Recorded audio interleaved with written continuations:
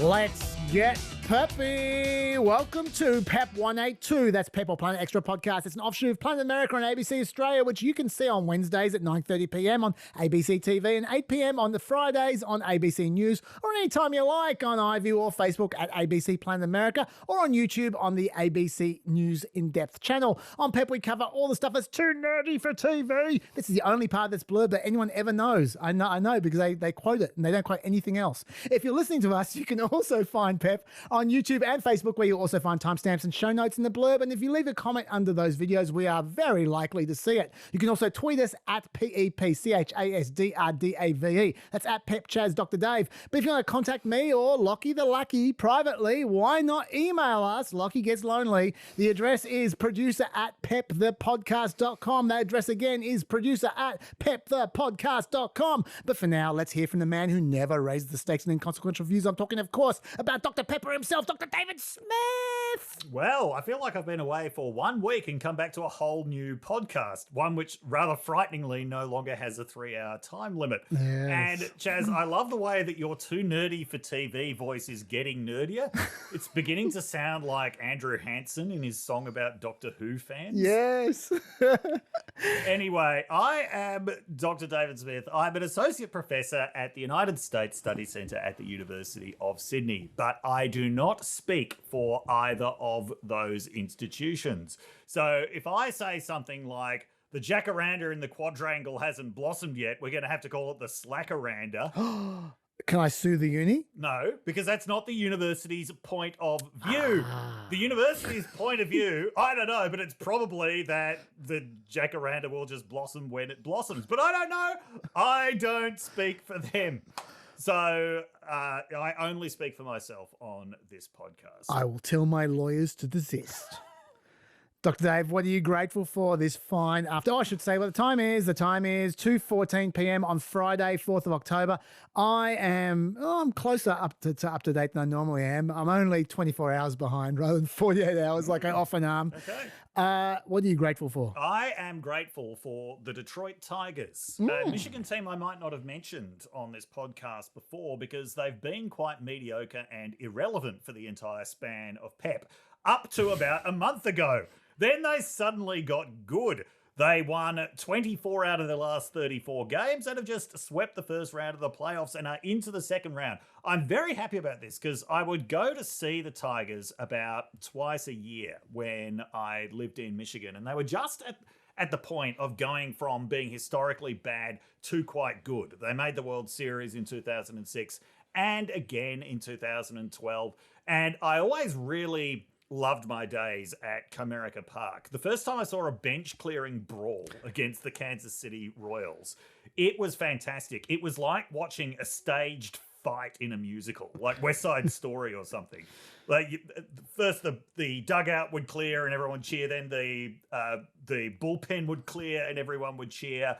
And seeing Kirk Gibson running around the entire huddle to punch someone in the back of the head was just one of the greatest sporting moments of my life. So I'm very glad to see the Tigers attaining relevance again. Now, baseball being what it is, they play basically every day. They may be out of the season by the time we reconvene next week, but it doesn't matter because they've done a lot better than anyone expected them to. For what it's worth, I mean, I would love to see the Tigers win the World Series, but I would also love to see the Dodgers win because Shohei Ohtani, one of the best players ever to play the game, really deserves it after the year that he has had. I'm so glad that you're grateful for that, Dave, because it's given me an excuse to play this. It's the Michigan Corner.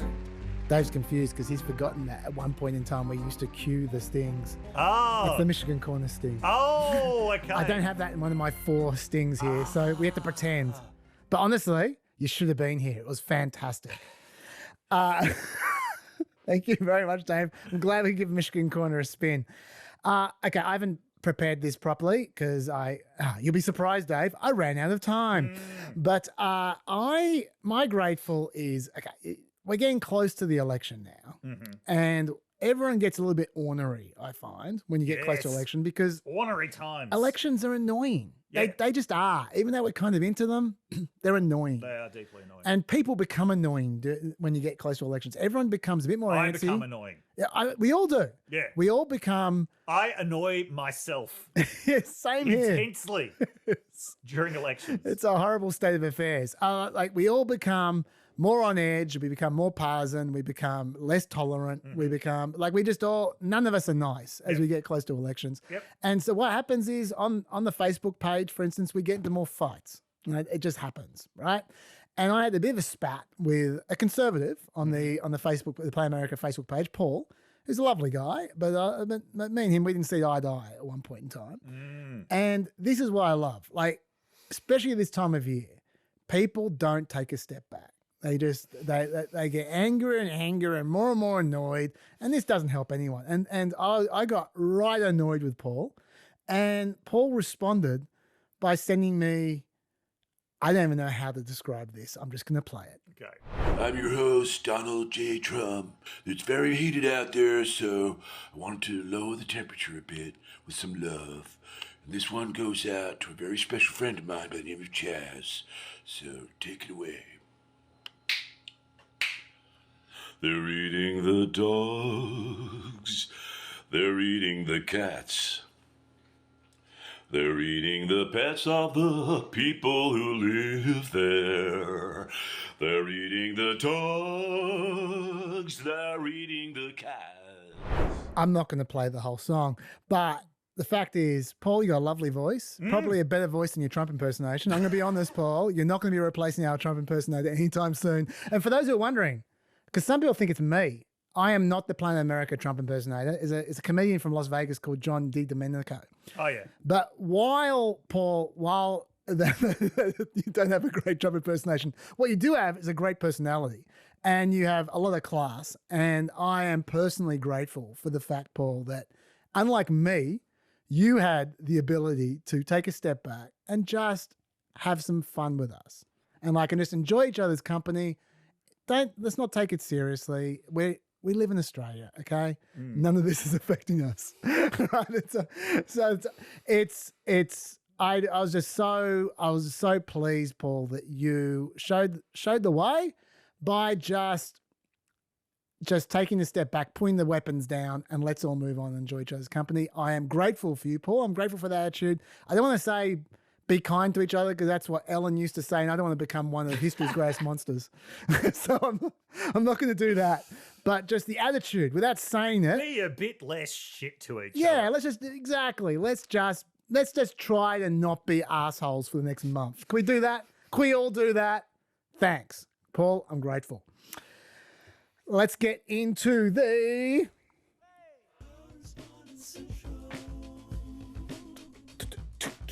So this one's actually getting played. Hey! I also didn't quite finish preparing this, so I'm going to go until I run out of steam, and then we'll see how long Dave goes. When Dave's had enough of the podcast, I know there's no more 3-hour limit, but I'm going to try and keep it, generally speaking, to 3 hours. I may do more correspondence afterwards. I may not. We'll see. Deepfakes correspondence. Now, last week, we talked about Gavin Newsom's misleading deepfakes law. It's a law to outlaw deepfakes that mislead people. Are you across this law? I don't think No, I am not. No, okay. We talked a lot about the First Amendment implications. I had my own ideas of what we could do instead of that, because everyone agrees it's a problem. Deepfakes, fooling people into thinking they're a politician when they're not, right? But it's just what you do about it, that it would be legal. Anyway, Jackson says, I'm missing the forest for the trees on this. There were 3 different laws from Gavin Newsom. He said the most important law by far was the third law, which we just skipped past, which was the requirement for social media companies to remove offending material within 72 hours of a complaint. Jackson says, much like the discussion around abortion laws, he's referring to the Texas abortion laws from a few years back, it is likely intended to scare those companies into over-regulating and pulling down any deepfakes which are complained about, because if the operative requirement is that someone complained and not that the deepfake strictly fits the definition, then Newsom may well get the result he wants without having to go directly after the people generating the deepfakes. Basically, the labeling and direct action laws set the table. The social media law is the main course. I thought that was quite clever. Yeah, good Yeah. point. Yeah. That sounds entirely reasonable to me. Yep. Now, other peppers have said there's more I didn't think of apart from that, because I didn't think of that. Look, you can't expect Chaz to think of everything. There's quite a few things I didn't think of on this topic, it seems, Dave. But thank you. When I said the normal laws could apply here, because I was saying, look, there's nothing special about deepfakes. There's defamation law and there's libel law. If you pretend you're someone else, Yep. then you could be you could run afoul of libel laws. Yes. Right. And Simulacra says, look, I agree on the point that this has been happening forever because I said this has been happening forever with satire and parody, right? Like when people when people pretend to be other people, if you're not clearly parodic, if you pretend to impersonate someone else, Yes. in a convincing way, then that can be a problem. Simulacra said, agree on the point this has been happening forever with classic satire and parody. Note, however, that the volume potential of pieces made through traditional means is limited by the time, energy, and creativity of creators. New AI shorts features being worked on by YouTube directly alongside dedicated applications and multi-app pipelines means there's room for an absolute typhoon of AI spaghetti to start hitting small screens, produced at basically no cost or human effort. I love that comment came from someone calling themselves Simulacra. Traditional legal pathways may assist in select cases, but I very much doubt existing legal pathways have the staffing and systems to provide the kind of responsiveness that may be required. Dr. Studenham agreed with Simulacra, and I agree in hindsight. Okay, I was wrong. Also, dissent about my suggestion. I was so proud of. I made a suggestion that what they should have is celebrity mode, which is kind of 5% off.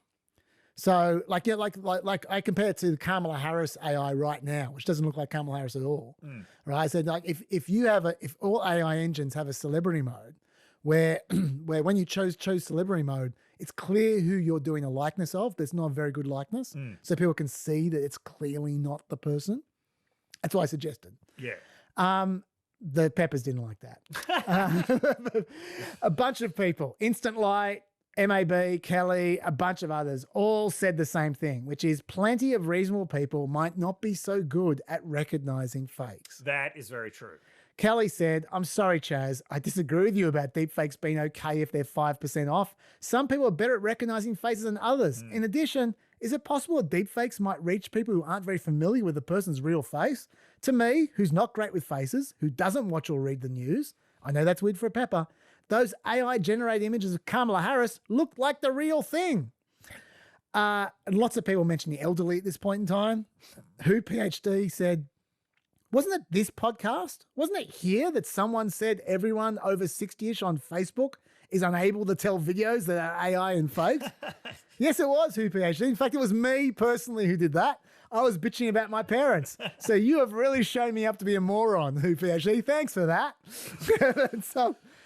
So what's the answer? Anthony suggests that the answer is not what I suggested last week. He suggested the answer is forcing platforms to have a way to tag the content through community or official notes, similar to what Twitter does right now with information. Facebook needs an AI-generated tag anyway for the boomers who can't tell AI photos from real, even in really obvious cases, Anthony says. I think you're right, Anthony. I think tagging is the way, and especially crowdsourced tagging. I think that is smart. The First Amendment is obviously a real issue, but that wouldn't infringe the First Amendment. So, so I think that's the best solution. Do you have any other ideas, Dave? No, I don't have any other ideas. I mean, like every AI-generated photo looks the fucking same to me.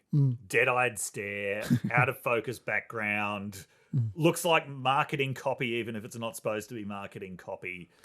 But it's a very, very good point that people have very different abilities to detect fakes. I'm probably overestimating my own ability to in fact, I'm sure I'm overestimating my own ability to detect fakes. Yeah, I think the watermarking idea is the only one that sounds plausible to me. Yeah. Rap correspondence. Simon says, touch your toes. No, he doesn't. Sorry, that was a terrible joke. Simon says, Melina's section on rap lyrics was really interesting. It reminds me of D'Angelo Bailey. Do you know D'Angelo Bailey? No. D'Angelo Bailey sued Eminem for his song Brain Damage back in 2003, filed a $1 million lawsuit for slander and invasion of privacy because his name is in the song. But because the song says Eminem's brain fell out of his skull, not D'Angelo Bailey's, the judge dismissed the case with a rap of her own. No. Those last few words are the key words. A rap of her own. He's telling the truth. I looked it up. Deborah Savito, sorry there's no video, did indeed rap her verdict in 2003. I've got it right here. Would you like the verdict? 2003 was the height of this kind of stupidity. Let's hear it. I'm going to try and do it like the Beastie Boys, even though that's impossible because I'm only one person. I'd ask you to Beastie Boy the last word of every rap, but I know you won't do it. So I won't even waste my breath. Do that. Okay. Mr. Bailey complains that his rep is trash, so he's seeking compensation in the form of cash. Bailey thinks he's entitled to some monetary gain because Eminem used his name in vain. The lyrics are stories no one would take as fact. They're an exaggeration of a childish act. It's therefore the court's ultimate position that Eminem is entitled to summary disposition. Word. She didn't say word. I just put that in. What do you reckon? Do you like Judge Severino's stylings? The only thing I like about it Yes. is just that it reminds me that basically every rapper has an elementary understanding of meter. Yes. She does not. Well, I might have ruined it a bit. No, she don't like that was the first read. It's not just about rhyming. Maybe it wasn't meant to be the Beastie Boys style. I don't think any style would have helped that. Yeah. It's about the number of syllables per line. Look, she's a judge. Can you imagine Judge Kavanaugh rapping? That's not bad for a judge. Stick to judging. Sure. Fair enough. I'll pass that on. I know she's a pepper. It's a Yeah, fuck, that's embarrassing. heartbeat correspondence. Humanity. We spoke about Georgia's abortion heartbeat bill last week. Strikeforce wanted me to note that when we say the heartbeat bill takes effect at 6 weeks because that's when an ultrasound detects a heartbeat, that actually there's no heart or any other organs at 6 weeks. At 6 weeks, all there are is cells. What the ultrasound is detecting are the cells that will eventually control the heartbeat, beginning to fire electrical signals. Good point. Yep. And we have said that before, but you're right. We should say it every time because that is quite a misleading term. So I have shared it. Thank you very much for that, Strikeforce. Reagan correspondence. In response to Bill's stats nuggets last week, Minecraft Matthew says, it is true that in 1980, Reagan got 50.7%. Oh, because Bill's stats nugget was that Reagan got a smaller proportion of the vote than Joe Biden did. Mm. Yeah, that's not good. Yep. It was true that in 1980, Reagan got 50.7% to Carter's 41%, and in 2020, Biden got 51.3% to Trump's 46.9%. But this is, in a way, misleading, as in 1980, Reagan got 489 electoral college votes to Carter's 49. And that was because there was a major third-party candidate in 1980, John B. Anderson, who got 6.6% of the vote, and there were 1.6% other independents. As he was a former Republican, he most likely would have taken votes away from Reagan. Whereas in 2020, Biden got 306 electoral votes to Trump's 232, with only 1.2% going to libertarians, only 0.65% going to independents. You're absolutely right, Minecraft Matthew. I really should have thought of that. At the time, I must confess, I might not have been listening quite as carefully as I should have at the time, and I completely missed it. Can you please, in your Minecraft world, build me a fort of shame so I can hide in the corner and contemplate my foibles and my poor podcasting technique in general? Dave, what do you reckon, Dave? Well, I think, though, that the Electoral College it's perpendicular to the popular vote. It can go in all kinds of unusual ways. 489 is a smash. Well, his support was very efficiently distributed that year. Of course, he bested that in 1984. I think it is worth remembering that he was nowhere near as popular in 1980 as he was in 1984. And in fact, he was even less popular around 1982 than he was in 1980. Yeah. He was actually on the path to a historic shellacking. But you know who helped him? Jimmy Carter, by appointing Paul Volcker as the chairman of the Federal Reserve in 1978, who put in place policies that absolutely screwed Carter in 1980 but rescued Reagan just in time for the 1984 election. You should save that thought, because unless something goes horribly wrong in this podcast, we are going to get to Jimmy Carter. Okay, good. Final correspondence, because I think we've probably done enough. From, even though I keep on not doing the Elon Musk correspondences, I'm going to get to them. Espeka has a correspondence about Twitter correspondence. Love the point from Bill on Twitter. Bill said, why are people still on Twitter? They're like, why don't you get off? Chaz pointed out recently that Elon was becoming gradually the new Rupert Murdoch, a very powerful conservative power broker. I said that to Dr. Emma. Yes. Twitter blatantly has a right-wing editorial stance, and yet people who would never dream of giving Murdoch some cash happily continue using Twitter. Weird stuff. Now, I feel like I should probably respond to that, because Bill was being very nice, but you know, he could have been talking about me. I think he might have been talking about me. And other peppers have also asked, why am I still on Twitter? Now, number one, I don't actually use Twitter myself. I don't really have the time. Yes. I use it, I only have it there for people to reach me. I basically use social media as a means of being contacted by punters rather than me contacting other people or reading 140 characters. And so I'm just going to go where the people are. Like, there's nothing ideological about it. Wherever the people are, I am. You might say, why don't you also do Threads and Blue Sky or whatever? Like, if isn't, we probably will. I mean, lucky. It's not, I just don't want to do a lot of work. And so I just want to go where the most people are as quickly as possible, which is why I never have used Facebook ever for anything other than Planet America and just putting our posts there, having people talk in the comments. I'm just not really a social media person. So I mean, we may well, who knows how large this empire is going to get. But the answer to your questions, why are we still on Twitter, is because that's where a bunch of people are who want to contact us. And if you're not one of them, that's cool. Hopefully we have some method by which you can reach us. Fair enough. Do you have any thoughts? Well, I got off Twitter immediately after the 2020 election. Yep. I came back like a couple of times in 2021, but very isolated posts. So I've basically been off since the last election. And what I found was that my concentration span improved dramatically. So me being off has nothing to do with Elon Musk or his editorial stance. That was years before that happened. But my ability to read things at length really improved considerably. And I remember a few years ago, Richard Cook had a thread on Twitter. It must have been in 2017 or 2018, something like that, talking about how he had walked into a bookshop and seen this history of Australia that Thomas Keneally had written, which is very good. I've got it, recommend it.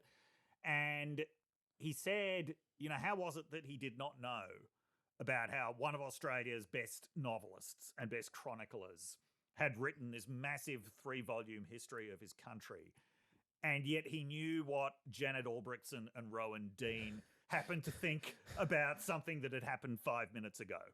Like, and I think that, I mean, it took me 3 years after reading that to actually get off, but I think that just summed it up in a nutshell. Twitter is not curating good content for you. It's indiscriminately shoveling a torrent of filth at you. And yeah, there is some occasionally good stuff in there, but I think just about any person would do a better job curating what gets into their brain than Twitter does. I actually was into Twitter originally, and I used to spend an enormous amount of time curating what I thought was the world's best feed. Like, just there were only really interesting people in my feed. I didn't follow any of the big celebs or any of that. I didn't follow Rowan Dean. I only followed, people who did like science facts and history and like really interesting stuff. And I loved it. I absolutely loved it. And it took years to curate that feed. And then my account got hacked and they deleted all my follows. Oh my God, it killed me. And that was it. I've just haven't been able to face it since, because I don't want to spend the next 5 years trying. I mean, I probably couldn't curate those people probably aren't even there anymore, so they probably couldn't do it again. But anyway, that's enough of that. Let's get into the content. Let's start, unsurprisingly, with the debate. Dave, take it away. Your thoughts. Did you watch it this time? I did watch. You're a changed man, Dave. I did watch the debate this time. Yep. First of all, congratulations to the moderators. Yeah. That was the best moderated debate I have ever seen. You loved it? I love the moderation of it, yes. Yeah. Oh, tell me what you like so much about the moderation. They forced the contestants to talk about what they were supposed to talk about.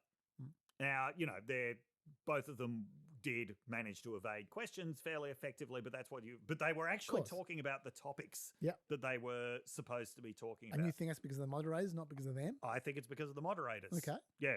And I thought the moderators projected their authority very well. There was that one point fairly early on where JD Vance started talking about things, continuing to push a point after the time had expired on it, and they just cut his microphone off. And just to clarify for our viewers, Springfield, Ohio does have a large number of Haitian migrants who have legal status, temporary protected status. Well, Margaret, but thank you, Senator. We have so much to get to. Margaret, I think it's important because we're going to turn out of the economy. Thank you, Margaret. The rules were that you guys weren't going to fact check, and since you're fact checking me, I think it's important to say what's actually going on. So there's an application called the CBP One app, where you can go on as an illegal migrant, apply for asylum or apply for parole, and be granted legal status at the wave of a Kamala Harris open border wand. That is not a person coming in, applying for a green card and waiting for 10 years. That is the facilitation of illegal immigration, Margaret, by our own leadership. Thank you, Senator, for describing the legal process. We have so much to get to, Senator. Those laws have been on the books since 1990. Thank you, gentlemen. The CBP One app has not been on the books since 1990. It's something that Kamala Harris created, Margaret. Gentlemen, the audience can't hear you because your mics are cut. So, yeah, that's what you're talking about. That's the best piece of moderation ever. It's not just the cutting the mics. It's thank you for explaining the legal process, Senator. We've got a lot to get to. And then laughing at them after they cut their mics. And it didn't happen again. You're right. It didn't happen again. Can I just very quickly just referee the refereeing there before you move on? Yeah. Just because people is actually very confused, the points that were being made there, being attempted to be made. Yeah. And so I just want to clarify for people, because some people said, Vance was absolutely right, and others have said Vance was absolutely wrong. It's kind of in between, like what he's trying to do. Yeah. And it's also an important point to make, so I think it's worth backing over this. Vance is basically, he called the Haitians illegal. Yes. Like he does every single time he mentions them in Springfield. And obviously, they are there by a legal process. Now, what Vance was trying to say, he was trying to say is the legal process they are there by is essentially it's a token process. It's not a real process, which he chooses to not recognize it as a legal process. What he's referring to is when an asylum seeker from certain countries, Cuba, Nicaragua, Haiti, and Venezuela, when the first 30 or 40,000, I've forgotten the number, per month can use an app, the CBP One app, and they can ask to apply for asylum, and the America, if they're not murderers or something, America will take them as asylum seekers. They'll take 30 to 40,000 a month. And the idea is this is part of their carrot and sticks approach. If you don't do that, you don't get in. But if you do that, you can get in. So it's orderly, right? And JD Vance is saying, they might as well be illegal because that's not a real process.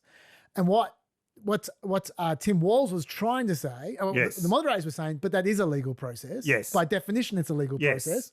And what Tim Walz was trying to say is, when he was saying that's been there since 1990, he wasn't talking about the CBP One app. He was talking about temporary protection status, right? Which is what they're given. Yes. When Haitians come over and use the app. Yeah. So they're all saying things that were true. Yes. It's just a question of interpretation. I don't think Vance was actually saying anything that was true. Well, but his interpretation... No, he was making a normative statement. He was basically saying people shouldn't be allowed to use the process in this way. Yes. He's saying it shouldn't be legal. Yeah. There wasn't anything factual about that. No, I know. But we should remember also, exists. it is still, you might not believe this, listening to the discourse over the last 10 years, it is still legal to seek asylum in the United States. Yes, it is. That is something that so often gets lost in this, especially in Vance's rhetoric, where it's like anyone who's seeking asylum is automatically illegal, according to him. Not only is it legal to seek asylum, it's illegal to stop them seeking asylum. So the onus is on the other side. No, he wasn't saying anything true. He was saying what he thinks should be the case in Vance fantasy land. No, that's fair enough. That's fair enough. The point I'm trying to make, though, is that when he says that, that is worth noting, that he is saying, I will decide when people are legal and when they're not. Because there are a lot of people in America on similar kinds of wickets. Yeah. It's not just people, not just asylum seekers. Yes. And who's the next group of people that JD Vance will say is, well, you're not a real American. Yes. You don't belong here. And that is, I think, a cause for concern if you are if you're a legal resident. Yes. Not a citizen. Yeah. But anyway, keep on going. Yeah. Anyway, so everything that they got congratulated for, like, oh, there was so much policy substance, it was so civil, that was all the moderators. Oh, this is a big call. I am absolutely making that call. Okay. Yeah, if it had been the other fucking clowns that we've seen, it would have been equally a shit fight. Okay. So, no, I'm actually putting it all down to the moderators. Part of that comes from years of experience of watching things like debates, conference panels, where so much of it comes down to how is it actually chaired? How is it actually moderated? You can give free rein to people's absolute worst instincts if you're a bad moderator. You can bring out people's absolute worst instincts if you're a bad moderator. If you're a good one, you can actually let people's best instincts take over. And I think that's what happened in the debate. Okay. Yes. Can I, before you move on, can I put a contrary point of view to that? Yes. Yep. Which is that I don't have much of a view about the moderators, apart from the fact that I thought that it was a terrible question when they asked, where are you going to build those houses? They kept on being obsessed with housing and extra housing. They were obsessed with where the houses are going to be built. Like they want a postcode. I don't quite understand what answer they're expecting. That was a fair question. Where are you going to build the houses? Yeah. Have you ever seen a map of where federal land is in the United States? But they talked to JD Vance about the federal land second. First, they talked to Tim Walz about Kamala Harris wanting to build 3 million houses. Where are those houses going to be built? Somewhere, in some city somewhere. Like you're offering incentives for people to build houses. You can't micromanage where they're going to be built. It's not about federal land. Federal land is JD Vance's policy, right? But Kamala Harris's policy is to offer financial incentives to try and to try and remove red tape to try and get 3 million houses built. Where? I don't know. In America, hopefully. But it's just anyway. But I do take your point about with JD Vance's case. Yeah, the federal lands are all in the West, so there'll be no houses built on the East Coast. No, if it's just through federal lands. It also, like a lot of federal, new houses are usually built on the outskirts of cities. Yep, that is not where most of the federal land is. Yep. Most of the federal land is well away from cities. Fair point. I reckon we got 1-1 on that one. But that's not the point I want to make. The point, my counterpoint is this. Yeah. I put to you that, and it's interesting, I haven't heard anyone say that, so I'm still sort of processing what you said in my head.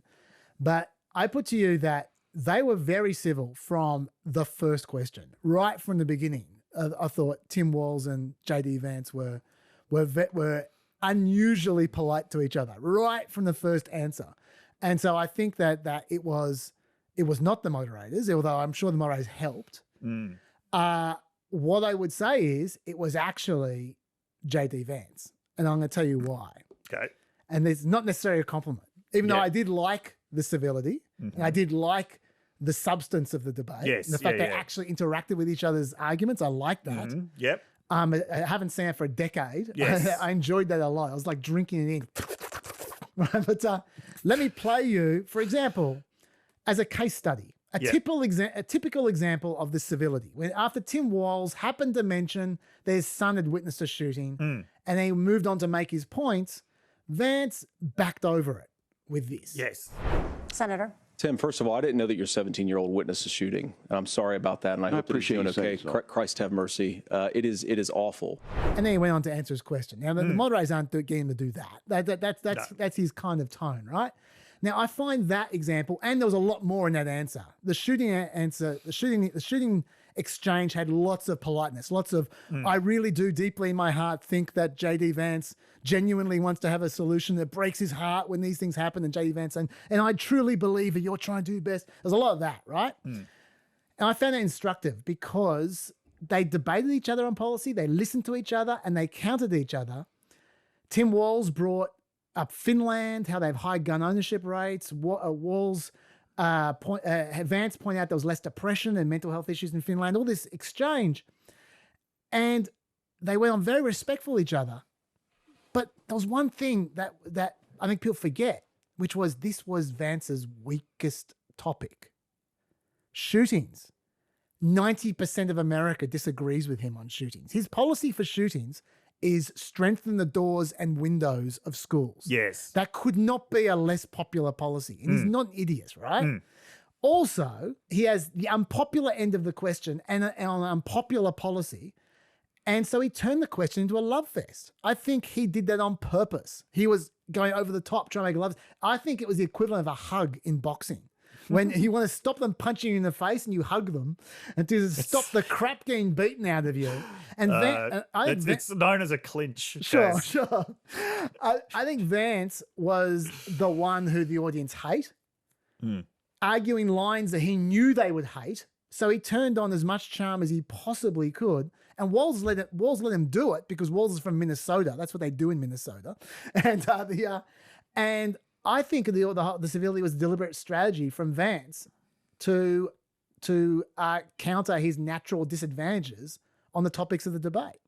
And I reckon it worked. I reckon he got away with so much that he wouldn't have got away with if he wasn't trying to be charming and friendly. I thought it was the way that the moderators asked the questions and insisted on protocol in this very firm but gentle way. Yep. I think these guys are like dogs.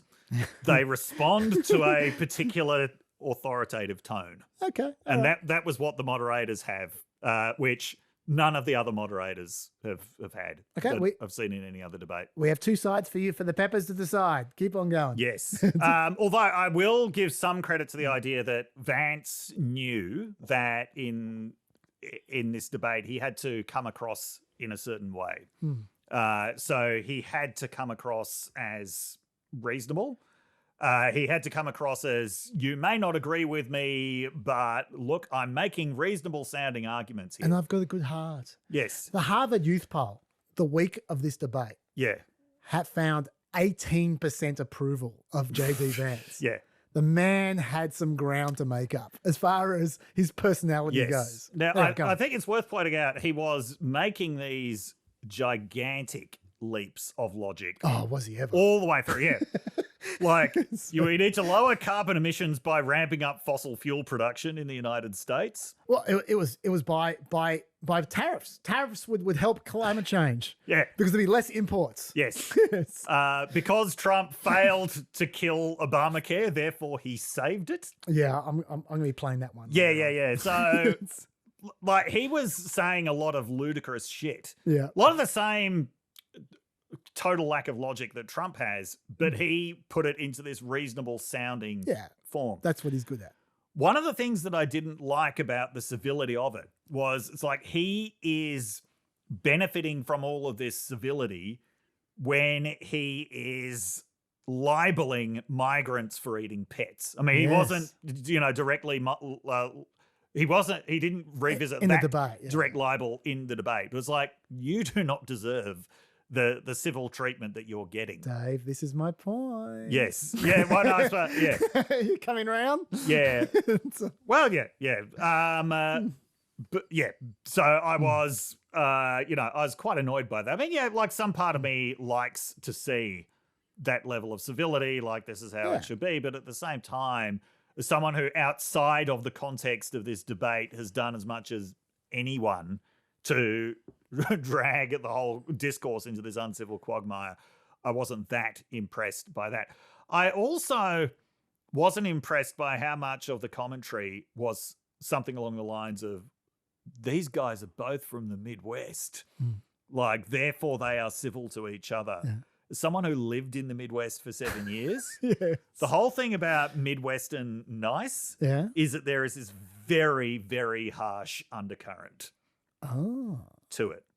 They're all phonies, you reckon? No, they're not. They're not all phonies. But one of the things about Midwestern speech patterns, which are, at least on the surface sound very polite, is it's the way that people feel each other out. It's the way that people who don't know each other kind of sound each other out and probe each other. And I think Midwesterners are, or at least they come across as, very, very perceptive. And it's partly because of the way that they talk. It's so disarming. It's people ask each other just very basic questions about about things. There don't seem to be any assumptions or taking for granted. But the way that their minds are working underneath that, it's not all just about, I am really nice and I assume that everyone is really nice as well. Right. The civility is a strategy. And I suppose what I'm saying is that the ostentatious civility in that debate, I didn't see anything particularly Midwestern about that, because at some point a Midwesterner is going to call bullshit on you, and bullshit was not called in that debate. Look, I would say, I mean, look, we're getting to my area here, but but I would say, while my broad from 20,000 feet view of the debate is that JD Vance got away with an enormous amount of gaslighting because Walz let him get away with an enormous amount of gaslighting. Yes. And I actually think, we'll get to this, but I think Walz's body language was not a problem at all. People talked about his eyes. That was fine. Yeah, but people talked about him screwing up words. None of that mattered to me. No. The only thing that mattered to me was I thought he let JD Vance get away with murder over and over again. Just let him just spin a whole sort of whole ball of yarn that was made of shit over and over again. Ball of yarn made of shit. But he did call him out once. And that was the January 6th section. Yes, And that was the bit he did well in. Yep. As soon as he actually just said, no, I'm drawing a line. Yes. That is too much bullshit now. Then he went well. That, to me, is really Midwestern. Yeah. Like, we're going to be nice, but... And he was polite when he called them out. Yes. But he still called them out. Yes. You don't have to be a dickhead about it. No. But just don't accept obvious garbage. Yes. Which is what happens. Yeah, that is a damning non-answer. Yeah. And also Vance looked so bad at that point. Go, oh, it's a damning non-answer that you won't tell me whether you think Kamala Harris was censoring people. Should we play it? Yes. Let's play it. It's really rich for Democratic leaders to say that Donald Trump is a unique threat to democracy when he peacefully gave over power on January the 20th, as we have done for 250 years in this country. We are going to shake hands after this debate and after this election. And of course, I hope that we win, and I think we're going to win. But if Tim Walz is the next vice president, he'll have my prayers, he'll have my best wishes, and he'll have my help whenever he wants it. But we have to remember that for years in this country, Democrats protested the results of elections. Hillary Clinton in 2016 said that Donald Trump had the election stolen by Vladimir Putin because the Russians bought like $500,000 worth of Facebook ads. This has been going on for a long time. And if we want to say that we need to respect the results of the election, I'm on board. But if we want to say, as Tim Walz is saying, that this is just a problem that Republicans have had, I don't buy that. Governor. January 6th was not Facebook ads. And I think a revisionist history on this. Look, I don't understand how we got to this point. This was a threat to our democracy in a way that we had not seen. And it manifested itself because of Donald Trump's inability to say. He is still saying he didn't lose the election. I would just ask that. Did he lose the 2020 election? Tim, I'm focused on the future. Did Kamala Harris censor Americans from speaking their mind in the wake of the 2020 COVID situation? That is a damning non-answer. It's a damning non-answer for you to not talk about censorship. Okay, so just to be clear what happened then. JD Vance was trying to gaslight again by defining January 6th out of existence. Yes. And only defining as what happened Inauguration Day when Trump was great. He didn't even turn up. But anyway, according to JD Vance, Trump was great on Inauguration Day because there was no riot then. And later recriminations in other elections, like when Hillary Clinton 2 years later would do an interview and say, I didn't like the Russian thing. They happened, but January 6th never happened. And the whole post-election crazy time just didn't happen at all. Yeah. And that the actual problem was censorship from Facebook during COVID, which has nothing to do with democracy at all. I mean, look, I'm not a fan of the censorship from Facebook during COVID. I've said this before on this podcast. I think that's something we disagreed on. Yeah. But it's not about democracy. That's a free speech issue, not a democracy issue. Yeah. There's nothing more that's at heart in democracy than an election. Yes. And accepting the outcome. And JD Vance tried to bullshit them, and Tim Walz just said, no, that's just not true. That's just not true. He was very polite. Yes. Just said that's not true. And then he finished it off with this. Well, I don't run Facebook. What I do know is I see a candidate out there who refused, and now again, and this I'm pretty shocked by this. He lost the election. This is not a debate. It's not anything anywhere other than in Donald Trump's world. Because look, when Mike Pence made that decision to certify that election, that's why Mike Pence isn't on this stage. What I'm concerned about is, where is the firewall with Donald Trump? Where is the firewall if he knows he could do anything, including taking an election, and his vice president's not going to stand to it? That's what we're asking you, America. Will you stand up? Will you keep your oath of office, even if the president doesn't? And I think Kamala Harris would agree. She wouldn't have picked me if she didn't think I would do that, because of course that's what we would do. So America, I think you've got a really clear choice on this election of who's going to honor that democracy and who's going to honor Donald Trump. What happened was Tim Walz just said, what you're saying is not reality.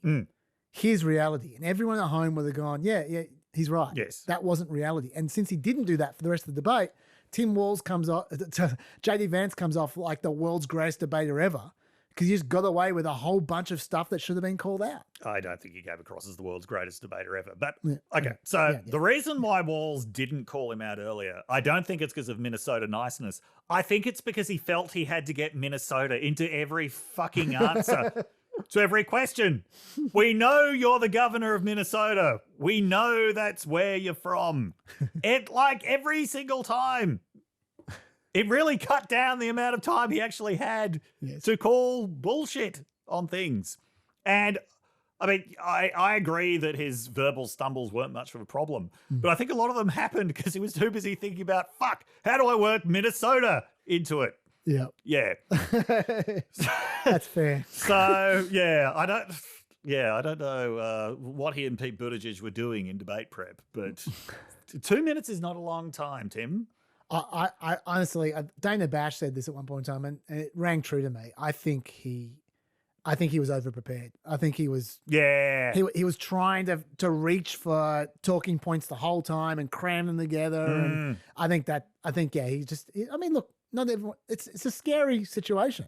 Yeah. I actually think, once again, this is part of the reason I think the manner didn't matter. I think he came off as relatable, that he was packing shit during this massive debate. That makes sense. That's reasonable. You know, like you can understand what he was trying to say. That's all that mattered. And what he was saying, what he was trying to say was intelligent. It wasn't dumb. It wasn't like empty verbiage like Kamala Harris does sometimes. Yes. Like he was always reaching for an actual point that was responsive to what JD Vance was saying. Yeah. So I think that was fine. If JD Vance has an equivalent of the Minnesota thing, it's reminding everyone that he's married. Yeah. When I was on Twitter, the term wife guy was a big thing. Yes. I don't know if it still is, but if not, here's the world's last authentic wife guy. Like, he's really built his identity around this, sometimes mentioning his beautiful kids as well. He does like the beautiful kids. He wants everyone to know about that. Yeah. But I would just like to say on behalf of everyone, JD, it's great that you're married, and we know that. We know you're married and you're from Minnesota. Yeah. Let's talk about something else. I want to talk about something else. I want to talk about his gaslighting. Like I did. Yes. I did project this before that I was going to do this. Yes. I think it's like you're saying. You don't think he came off as the world's greatest debater. He's certainly got a lot of accolades. I think that I want to talk through some of the logic, some of the extremely dubious logic that he employed, and it's worth pointing it out. For instance, with deportations, he was asked about how exactly they would conduct these mass deportations, which was a great question, I thought, from the moderators. Yes. And that's a tough ask for JD Vance, because everyone knows they can't practically do this. And can I just, on that point, note how specific all of the questions that they asked were. Yeah. Right from the first question, this very realistic scenario, would you actually support a preemptive Israeli strike on Iran, which, by the way, Biden has just said he wouldn't. You might mock the where are you going to build these houses question. I do. But it was the specificity of those questions that kept the debate on track. It still gave them enough scope to talk about other things. But in most debates, the questions are just so vague that they don't hear the dog voice of authority. What they hear is, I've got a green light to talk about whatever the fuck I want to talk about. Yeah. Yeah. Yeah, that's fair enough. So it's a tough situation for JD Vance because everyone knows that you can't deport all the illegal immigrants. It's just practically impossible. It would cost insane amounts of money. Yep. I can talk to you about that another time if you care, but I won't waste your time on that now. And if they could do it, it would create all kinds of horrors, in particular separating families. Yes. But like we're talking millions of families. But Trump keeps saying he's going to deport every single one of them, and it'll be easy. It'll be so easy. So JD Vance has to somehow reconcile what Trump says, yes, because he's the junior member of the ticket, yes, while also being convincing and not coming off like a dickhead. Yeah, they ask him details. How are you going to deport all these people? And this is what he said. So we've got 25 million illegal aliens who are here in the country. What do we do with them? I think the first thing that we do is we start with the criminal migrants. About 1 million of those people have committed some form of crime in addition to crossing the border illegally. I think you start with deportations on those folks. And then I think you make it harder for illegal aliens to undercut the wages of American workers. A lot of people will go home if they can't work for less than minimum wage in our own country. And by the way, that'll be really good for our workers who just want to earn a fair wage for doing a good day's work. What unmitigated bullshit. We get rid of the criminals, which I think everyone would agree with. Yep. And then we make life better for workers. That is not an answer to the question, how are you going to deport everyone? Yeah. That is, I mean, bravo, JD Vance. It sounded convincing to someone who wasn't paying much attention. Yeah, I'm sure lots of people went, oh, okay, that's not so bad. That's quite moderate, really. But it's just garbage. And he acts like that is Trump's policy. That's not Trump's policy. No. That's not even close to Trump's policy. So that's an example of gaslighting. Yes. Another example, this is great, how he describes tariffs, right? Remember, in Trump's world, in his policies, until now, he's had individual tariffs on products, from certain products from China, for instance. Yes. He now wants a 10 to 20% tariff on everything that is imported. That is a lot of things. Yes. Not just finished products, but the bits going into products manufactured in America. Yes. So you're going to have a lot of price increases if you do that, right? And this is how JD Vance describes those tariffs on every single imported product. We're going to be taking in a lot of money by penalizing companies for shipping jobs overseas and penalizing countries who employ slave laborers and then ship their products back into our country and undercut the wages of American workers. It's the heart of the Donald Trump economic plan. Cut taxes for American workers and American families. Cut taxes for businesses that are hiring and building companies in the United States of America, but penalize companies and countries that are shipping jobs overseas. That's the heart of the economic proposal. What garbage? Then the tariffs are not just for penalizing people shopping jobs overseas. It's for everyone overseas. Yeah. It's like cutting taxes. Tariffs increase prices. They are effectively a tax. See, this is why I don't think he comes across as the world's greatest debater. And I say this even though I think he won the debate. because a really good debater convinces a lot of people. I think this stuff would convince people. I just didn't convince me. That's all. No, I think it largely convinced his own side. The great gain I think that the Trump campaign would have got out of this was that Republicans who might have been on the fence about Trump, like, can I support this crazy person? He made it sound reasonable to them. Yeah. And that could be worth a few votes. That could be worth a few very important votes, especially as this is exactly the group of people that Kamala Harris has been going after by constantly touting her endorsement from Dick Cheney. Yeah.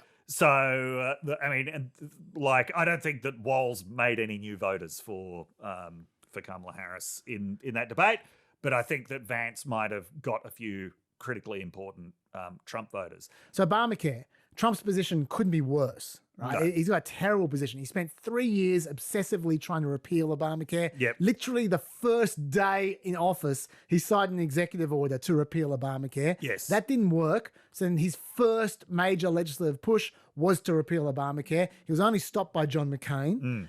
He wrote a huge number of regulations to undermine it. He literally, in July 2017, said, we'll let Obamacare fail.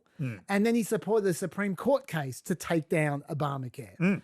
He could not have been trying harder. But then, tough luck for Trump, all of a sudden it becomes popular, possibly because of his efforts. And now it's got 60% approval, Obamacare, or favorability. So now Trump he says he doesn't want to necessarily get rid of it, but he has a better plan. He's been saying this for 8 years. Yep. He's got a better plan. And he never says what it is. He just embarrassingly said he had concepts of a plan at the last debate. That's what J.D. Vance has to work with. Yeah. Right? And J.D. Vance, by the way, tried to help Trump out last week by saying something Republican and generic. Yeah. And he completely stuffed it up. You want to make sure that pre-existing coverage conditions are covered. You want to make sure that people have access to the doctors that they need. And you also want to implement some deregulatory agendas so that people can choose a health care plan that fits them. Think about it. A young American doesn't have the same health care needs as a 65-year-old American. A 65-year-old American in good health has much different health care needs than a 65-year-old American with a chronic condition. We want to make sure everybody is covered, but the best way to do that is to actually promote some more choice in our healthcare system and not have a one-size-fits-all approach that puts a lot of people into the same insurance pools, into the same risk pools, that actually makes it harder for people to make the right choices for their families. Now, that sounds great if you don't understand anything about healthcare policy, but the people who do, that is a huge stuff up. What he's done right there is he said that healthy people should be put in different risk pools than sick people. Yes. And that is a recipe for healthy people to pay less because they're in a different risk pool. Sick people to therefore pay more. Yes. And then you create unaffordable health insurance for the people who actually need the health insurance. That's exactly right. That's the number one way to destroy a healthcare system. Yes. So he completely screwed up by trying to offer generic kind of... Yes, yeah. Because Trump was giving him nothing to work with. Okay. Yes. So then he tried the same thing. No one pushed back on him. Yep. He tried the same thing in the debate, and lo and behold, Walz called him out on it. Walz got him. Yes. He actually, I mean, look, he wasn't very fluent, but there's no way he would have known that J.D. Vance was going to walk into a wall like that. And he just off the top of his head tried to explain it. And and I understood what he was doing. And hopefully a few people out there understood. He was right. What Walz was saying was correct. I think you're not giving enough people credit in terms of seeing through J.D. Vance's bullshit. Maybe I'm not. Maybe I'm not. People look at Kamala Harris AI and they think that's Kamala Harris. Think about people who actually tune into a vice presidential debate. Well, that's true. That is true. Right. It's a very special good kind of person. Yeah. Think about people who are still watching it. That's well into the second hour. Yeah. Who are still watching it. I don't think that people would have been as wowed by J.D. Vance's bullshit as so many people in the media were. Maybe you're right. You're right. But I was going to say that Walz called them out, but then Vance changed his story. He was flexible enough to change his bullshit halfway through his speech, and he embraced a whole new form of gaslighting, which was, oh yeah, Trump is actually the champion of Obamacare.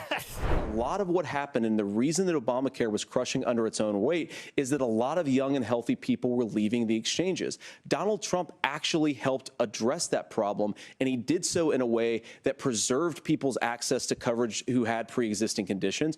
But again, something that these guys do is they make a lot of claims about if Donald Trump becomes president, all of these terrible consequences are going to ensue. But in reality, Donald Trump was president. Inflation was low. Take-home pay was higher. And he saved the very program from a Democratic administration that was collapsing and would have collapsed absent his leadership. He did his job, which is govern in a bipartisan way and get results, not just complain about problems, but actually solve them. Governor, did enrollment under the Affordable Care Act go up under the Trump administration? It's higher now. Once again, complete fiction. Here's a graph for those who are listening rather than seeing. Before Trump, there were 12.7 million people enrolled in the ACA. After Trump, there are 11.4 million people enrolled in the ACA. They lost 1.3 million enrollees during Trump. Complete fiction that he helped it and saved it and all the rest of it. Yeah. I think a bit of Vance's soul escapes through his mouth every time he says something. Anything at all. Yeah. He must have had a lot of soul to begin with. Like, yeah. No, he must have been like Ray Charles at the beginning. Pretty thin by this point. Yeah, but I did love, and I think that's what you were talking about earlier, when he thought it was such a gotcha to say to Walz, so you support the individual mandate? Yeah. Walz is like, yes, because the pool needs to have everybody in it. That's how you keep prices low. Yeah. And I think that's fairly typical of the level that Vance was actually operating on. Sounds good maybe to people who are not thinking about it at all. That is not the debate audience. Look, you may be right. And I should say, by the way, I actually think while the January 6th was the standout moment for Walz that everyone's going to remember, I actually think the most impressive bit of debating from him was during his healthcare section. Yes, it was. Where it was completely off the cuff. Yeah. And I thought he dealt with it really well. Also, I don't remember healthcare featuring really at all in the Harris-Trump debate. Maybe it was supposed to, but they weren't really talking about it. So this is one of the Democrats. This was the concepts of a plan. Ah, yeah. Yes. Oh, how could I forget that? Yes. But I don't remember Harris talking very much about it. And this is one of the Democrats' strongest points. Harris could not have done what Walz did. Yeah, that's true. That I thought was the only point in the debate where, that and January 6th, where Walz did a better job than Harris did. Like, so you look at both of them on abortion, Harris does a much better job than Walz. Whereas Vance, he did a better job than Trump at every single point. Yes. Like, yes. You know, whether Vance beat Walz is up for contention. He certainly beat Trump. Like, really, so much better than Trump at every point. This is why I think Vance got a lot more out of that debate than Walz. Walz usually not better than Harris. Usually didn't add very much to Harris, apart from on those 2 points of health and January 6th. I think we can all agree that J.D. Vance did a lot better than Trump did. On this, we are unified. Peace in our time, Dave. Just on the abortion thing. I think it's definitely worth highlighting as well. Harris has been, for most people won't know this, but J.D. Vance would know this. Harris has been absolutely destroying Trump and J.D. Vance on the stump for the last, I don't know how long, weeks and weeks and weeks, possibly months on the topic of abortion. 1 in 3 women in America lives in a state with a Trump abortion ban. This includes Georgia and every state in the South except Virginia. Think about that when you also combine that with what we know has been longstanding neglect around an issue like maternal mortality. Think about that when you compound that with what has been longstanding neglect of women in communities with a lack of the adequate resources they need for health care, prenatal, during their pregnancy, postpartum. Think about that. And these hypocrites want to start talking about this is in the best interest of women and children? Well, where you been? Where you been when it comes to taking care of the women and children of America? Where you been? How dare they? How dare they? Can I just say, bit of a slight tangent. Oh, really? Really? Yes. Oh, here we go. A few weeks ago, when you started talking about Vance and others claiming that she's putting on a fake Southern accent, that made so little sense to me that I didn't even really know how to, like, what they were talking about. Fortunately, John McWhorter made the point much, much better than I could, and it's a devastatingly simple point. What's that? That is not a Southern accent. That is African-American English. Yeah. There is a lot of overlap between the categories of Southern accent and African-American English because so much of the black population are descendants of people who came from the South no matter where they're living now. It's such a fucking basic point. This is why I was so confused in the first place by people like Vance claiming she was putting on a Southern accent because that just did not sound like a Southern accent to me. It was, it's McWhorter who pointed out what it was that they're actually getting at. Can I make another basic point? Yeah. This Southern accent, this so-called Southern accent that Kamala Harris was supposedly putting on to appeal to her audience. Yeah. The rally was in Detroit. Why would she put on a Southern accent in Detroit? It doesn't make sense. So, yes. Just a final tangent? Yeah. Okay. The final tangent. There's a town called Ypsilanti, which is about 7 miles from Ann Arbor. It's kind of like a sister city to Ypsilanti. And it's famous for what's known as the Ipsitucky accent. Yes. Which is because a lot of poor white people from Appalachia actually came to that city to work in industry there, which means that day, among the white population, there is actually still this bit of a Southern twang.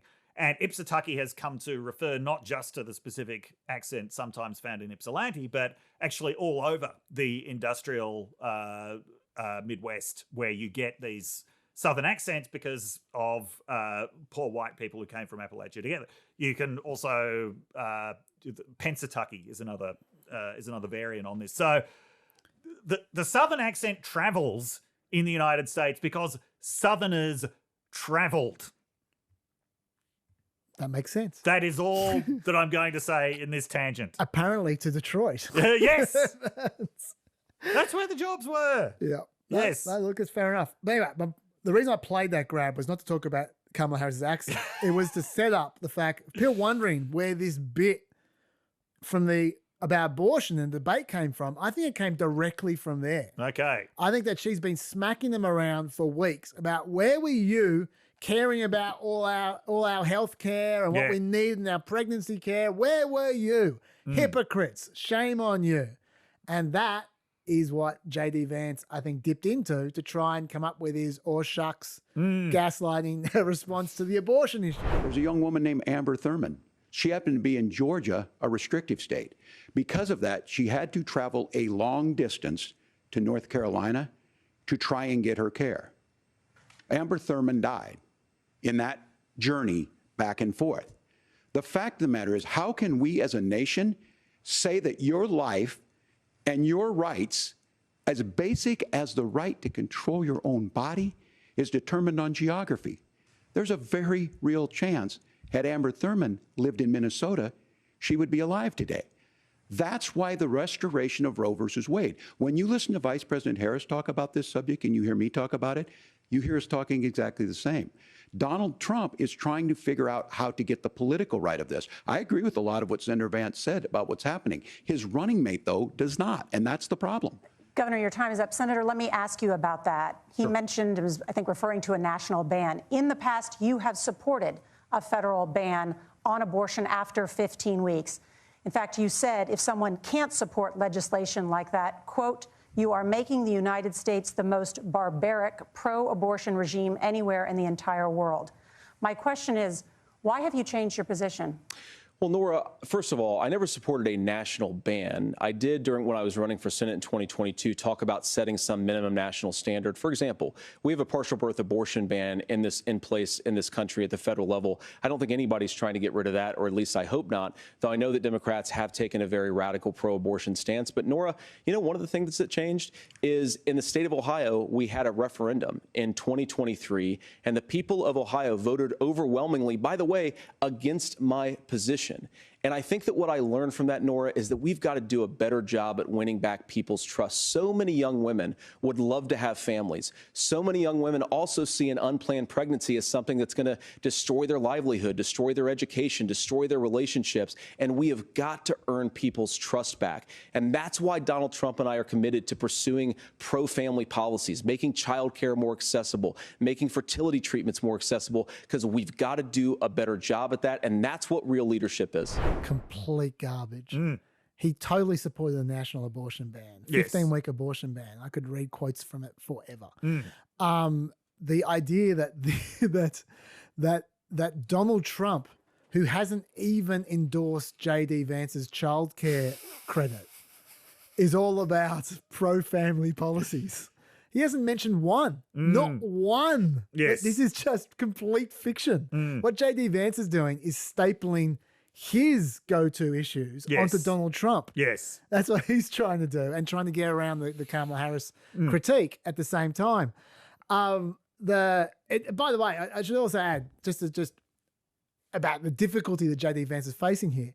Donald Trump could not have put him in a worse position, because you remember on this national abortion ban, what J.D. Vance said 2 weeks ago. He said Donald Trump would veto a national abortion ban. And then Donald Trump criticized him. Yes. In the presidential debate, saying, I never even talked to him about that. What's he talking about? So J.D. Vance couldn't say that. No. You know what happened during that answer? During that exact answer that J.D. Vance was giving there? Truthed out in all caps, I will veto a national abortion ban. Yes.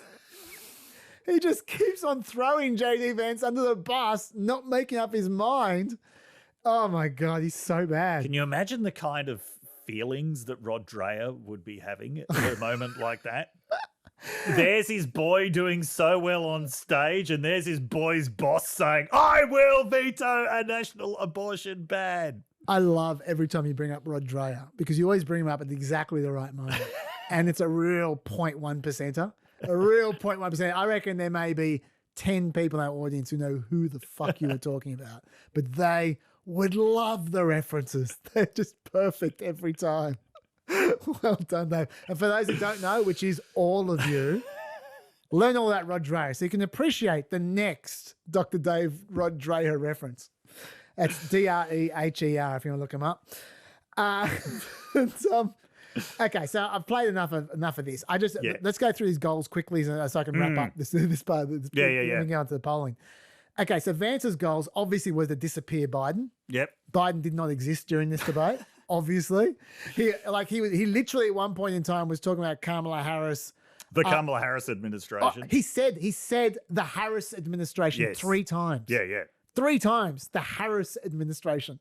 He also, at one point in time, just flat out said that when she came to power, she got rid of, she had 94 executive orders to stop immigration and stuff. Like she was signing executive orders. Yes. He just completely disappeared by it. We have a historic immigration crisis because Kamala Harris started and said that she wanted to undo all of Donald Trump's border policies.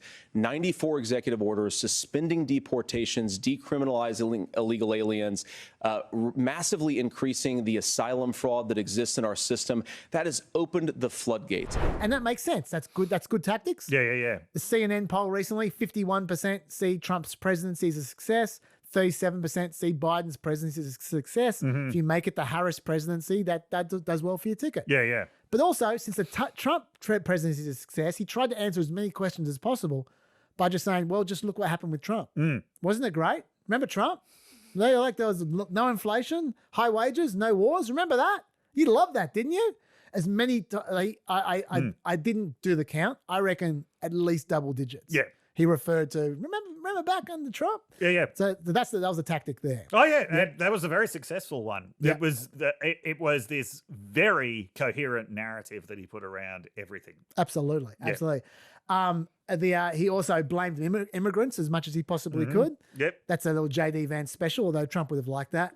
Blame him for the cost of housing, for illegal drugs, for violent crime, for people losing their jobs. Mm-hmm. He also cauterized abortion and healthcare. I already described how he did that. I'm not going to get into the Minnesota law section because, I mean, I could explain it to you. It's complicated. It's probably not worth it. All I will say, let me just give you, if you want me to explain to you in the comments, I'm happy to. But if you want to know who was right about Minnesota law versus Tim Walz and JD Vance, it was the one time JD Vance really screwed up. Because I knew what he was trying to do. Yeah. It was a smart thing to try to do. Because Walz is vulnerable on this. But he just screwed up the wording just a little bit. So actually, the person who was right was Walz. Of course it was Walz. No, honestly, if he just tweaked his wording just slightly, he would have had him. But The problem is he's not as smart as you think he is. I think he's very smart. Maybe you're right. I think JD Vance is a very smart guy. I've expressed my frustrations about him many times, but I think he is. I don't think there are many smarter politicians in American politics right now, I've got to say. You can disagree. Do you disagree? That's like saying I know. who's wearing the best ironed shirt in the WWF. It's a low bar. I understand. Dave, you're so good at that kind of stuff. You're very good at the instant metaphors. Okay, Walz. What were his goals? The problem with Walz is I don't know what his goals were. It wasn't clear at all. His goals were to survive. That's what it looked like to me. But Chaz, do you know where he's from? I believe he's from Minnesota. Goal achieved! Yeah, look, I mean, if it's the Hippocratic Oath, if it's just do no harm, I think he was fine. Oh, look, I think he helped his likability. I mean, there we'll was a lot of commentary. Oh, he really flubbed that question about Hong Kong. I thought that was the most inconsequential scandal. I mean, there was a lot of upheaval in China at that point. I don't think it matters that much that he was in Hong Kong 2 months after Tiananmen rather than when Tiananmen was actually happening. I think it absolutely doesn't matter. Yes. In the scheme of things. I also think that no one even understands what he said wrong. Yes. Yeah. I mean, I could explain it in detail, but I'm not going to. I wasn't planning to. That really doesn't matter. And I think that helps him a lot. Yes. I think that I've played enough clips, so I won't play it, and you guys have probably already seen it. I think the fact that he just looks so dodgy, just so confused, and he just so wasn't ready for the follow-up, and just the silence and the stop-start. All I said on this was I got there that summer and misspoke on this. So I will just, that's what I've said. So I was in Hong Kong and China during the democracy protests, went in. People didn't understand what the problem was, but they just knew there was a problem. Yes. I think. I mean, unfortunately, I think his worst moment of the debate was his opening answer. Yeah. Where, he talked about Israel and its proxies being a problem. I'm like, is he going after the uncommitted vote here? No, he was talking about Iran and its proxies. Look, he missed lots of words. He mixed up lots of words. He said at one point in time, I've become friends with school shooters. So I've become friends with school shooters. That was a mistake. I thought that was a good one. Because if you're going to make a gaffe, it may as well be one that is just so obviously a gaffe that it's endearing. He looked like a startled deer throughout. Oh, let me read you what Politico had to say about that, by the way, because it's quite funny. This is their body language article. Yes. This is about his eyes, in case you're wondering. The orbicularis oculi muscle, working in concert with the corrugator and frontalis muscles, contract to raise the eyebrows, a dynamic and emphatic facial gesture to communicate strong emotions like danger is close. For Walz, it gave extra weight to his feelings and held our gaze. No, he looks shit scared. That's what happened. He looked shit scared.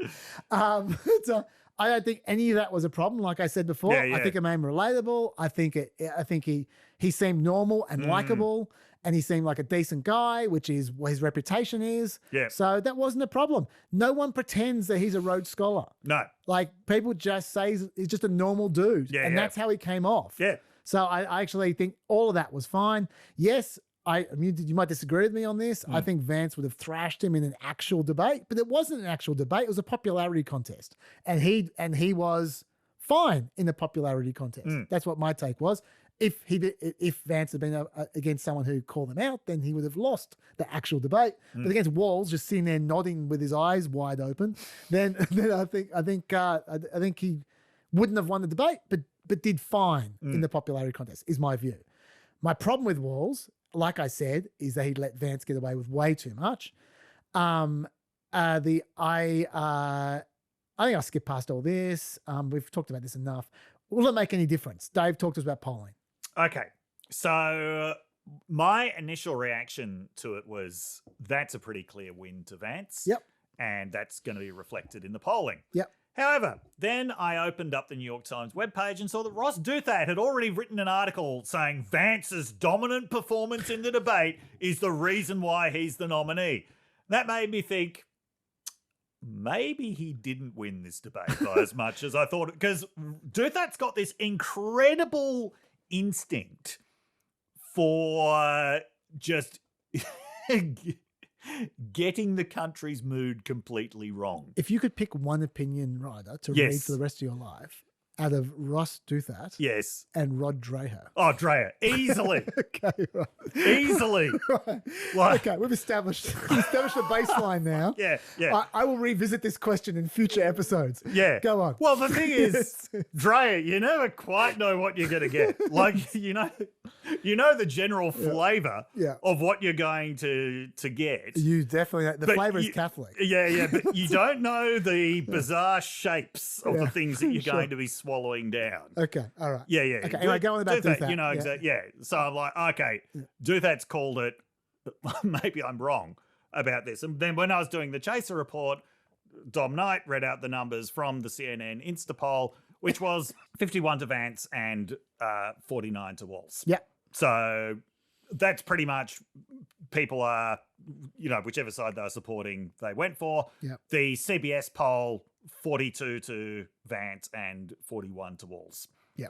Now, that might be a bit of a bigger win than it looks to Vance, because those were probably both Democratic-leaning polls, just because they were polls of people who were watching the debate. Yep. But not by very much. So that was the first thing, was it was pretty much a draw in terms of the polling perceptions, which means that it may have looked to seasoned debate watchers like Vance was, monstering Walz at some point because he was so smooth and, so well put together.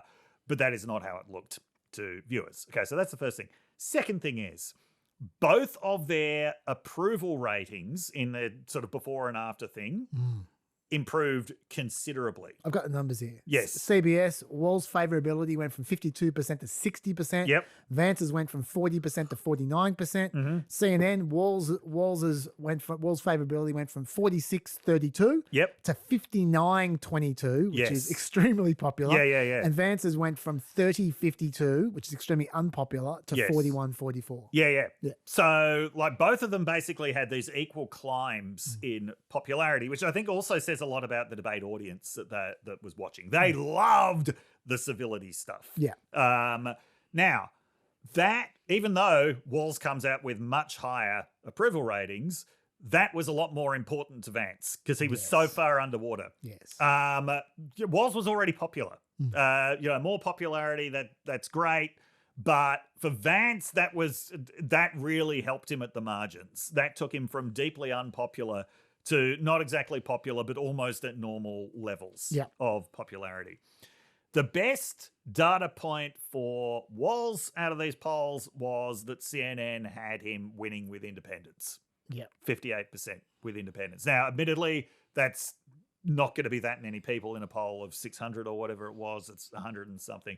Nonetheless, that's still a win, which might not have been what you would have predicted looking at that debate, but it sort of gets to a point that you were making. Independents, people are not so engaged about politics. They probably liked Walz's lack of polish more than they liked Vance's polish, which came across as quite creepy at times, especially if you knew what it was he was actually saying. As I said, I think that Vance got a lot more out of this debate. Vance had a lot more to gain from this debate than Walz did. Walz, if he had managed to land some knockout punch, that would have been great, but he wasn't up to it. Vance, on the other hand, got a lot out of this just by putting in a competent performance. And that's what I would call his performance. It was a competent performance. It just because Trump's performance was so incompetent. So this potentially was quite marginally important to the Trump campaign. Maybe it won't turn out to be. But if Harris's theory of the election is correct and that it's going to come down basically to Republicans who are on the fence about whether they can actually vote for Trump, Vance probably did everything that he needed to do for that group of voters. I reckon, okay, for a start, I wasn't surprised by the polling. I wasn't surprised that it was vaguely, pretty much 50-50, generally speaking, and that both of them had big jumps in favorability. I 100% agree with you that it was much more important for Vance to get that favorability jump than for Walz. I think it made very little difference to the Harris-Walz ticket. I think, to be honest, I think it made very little difference to the Trump-Vance ticket. I think it made a lot of difference to JD Vance. And my take is that this was the first bit of the JD Vance 2028 primary campaign. Oh, okay. I don't think he was trying to help Trump at all. I think he was trying to help JD Vance. I think JD Vance is very nervous about the fact that he is a punching bag. He would not have expected that when he was announced as vice president nominee, that he would become the laughing stock of the country. I think he takes himself extremely seriously, and I don't think he enjoyed that. And I think he might have thought, okay, it's enough of that, please. I am very good at sucking up to the mainstream. I'm going to get back into that mode. Going to get back into HE mode. Exactly. And that's what I think this was about. I think this was about him going, no, sorry, I'm just for tonight, which is my biggest night of my life, I'm going to hop off that train and I'm going to hop back on my old train, which I was doing very well in. Yep. And I'll give you your time again, Trump, after this. But just now, it's been me time now. That's what I think was going on. And I'll tell you why I say that. For a start, this does not help Trump at all for Vance to be more reasonable. How's that help Trump? What Trump wants is for Vance to destroy Walz, which he absolutely could have. Walz was sitting there bug-eyed, confused. Like Vance could have jumped all over him at times. For instance, hang on. Yeah. So you said this doesn't help Trump because Trump wanted Vance to destroy Walz. Yeah.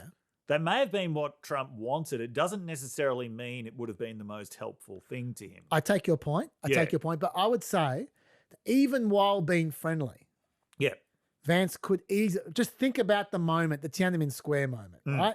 When Walz is sitting there just doing that thing. Yeah. It would have been so easy for Vance to, with a big smile on his face, just to say something like, the problem is that, let's not worry about this. I'm just a little bit concerned about a troubling pattern of false memories or something. Like it would have been so easy for him to come in and then just start bringing up. Then Walz would have retaliated. This is the thing. They both gave each other both of them have had a lot of things that they probably wish they could have taken back. I could see there was a truce going on. They were giving each other cover for their mistakes. That was when Walz said, I'm sympathetic to anyone who has verbal missteps. And Vance said, me too. I hear you, man. Yeah. I'm sympathetic to misspeaking on things, and I think I might have with the senator. But me too, man. There's one. The thing is, Walz has a lot more to retaliate with against Vance. You're saying the mutually assured destruction of yes, childless cat ladies. Yes, That's what you're saying. Yeah, than Vance has against Walz. Maybe. So they were both giving it. I felt that they were giving each other. Okay, let me give you another point then. Yes. January 6th. Mm. Do you really think that Trump would have enjoyed Vance at no point in time acknowledging any of the arguments he likes to make? Vance came in on the January 6th section saying the problem is censorship of Facebook. Not the problem is there was actually voter fraud. Or not the problem is that Once again, there's a difference between what Trump wants Vance to do and how Vance can actually help Trump. Like, as I said, with these marginal Republican voters, can I actually vote for this crazy person? I think that they feel reassured by Vance making this stuff sound reasonable. I think what you're saying is correct. That the more reasonable Vance seems, the better it is for the Trump ticket. But I think at the end of the day, people are voting Trump for Trump. They're not voting Vance for Trump. They're voting Trump for Trump. And his job is to make Trump happy at the end of the day. That's his job. Do you give any credence? And I think, sorry, so just before you say Chris, and I think that Vance knows exactly what Trump wanted him to say. And Vance was like, you know what? No. In 2028, I don't want this bullshit on my resume. I'm not going to be the guy who argued your crap argument in the debate, the biggest moment of my career. That's not going to be me. And I think that, he was looking after himself during that debate, and I think he achieved it. I think he achieved success in looking after himself, and I think he has a much better chance. If Trump loses, just keep on thinking of credence point. I'll just finish off this point. If Trump loses the election, Vance has already washed his hands of Trump after that debate. He's already moved on. No one's blaming Vance after that debate. They're all going, oh yeah, Vance knew how to do it, but Trump was bloody Trump. And so he's fine for 2028 if Trump loses. From now, if Trump wins, well, this is the beginning of his rehabilitation as vice president. But anyway, okay, so go on. Do you give any credence to actually the opposite of the argument that I've just made, which I have heard made, which is no, Vance actively hurts Trump by being reasonable because it reminds people of what a lunatic Trump is? No, I just don't think it makes any difference. People, like Trump is just larger than life. Yeah. Trump is everything in this election. Like, just Vance doesn't matter. He might as well not exist for this election. Honestly, like, it's just Trump. It's just Trump. That's how he wants it. That's how he's got it.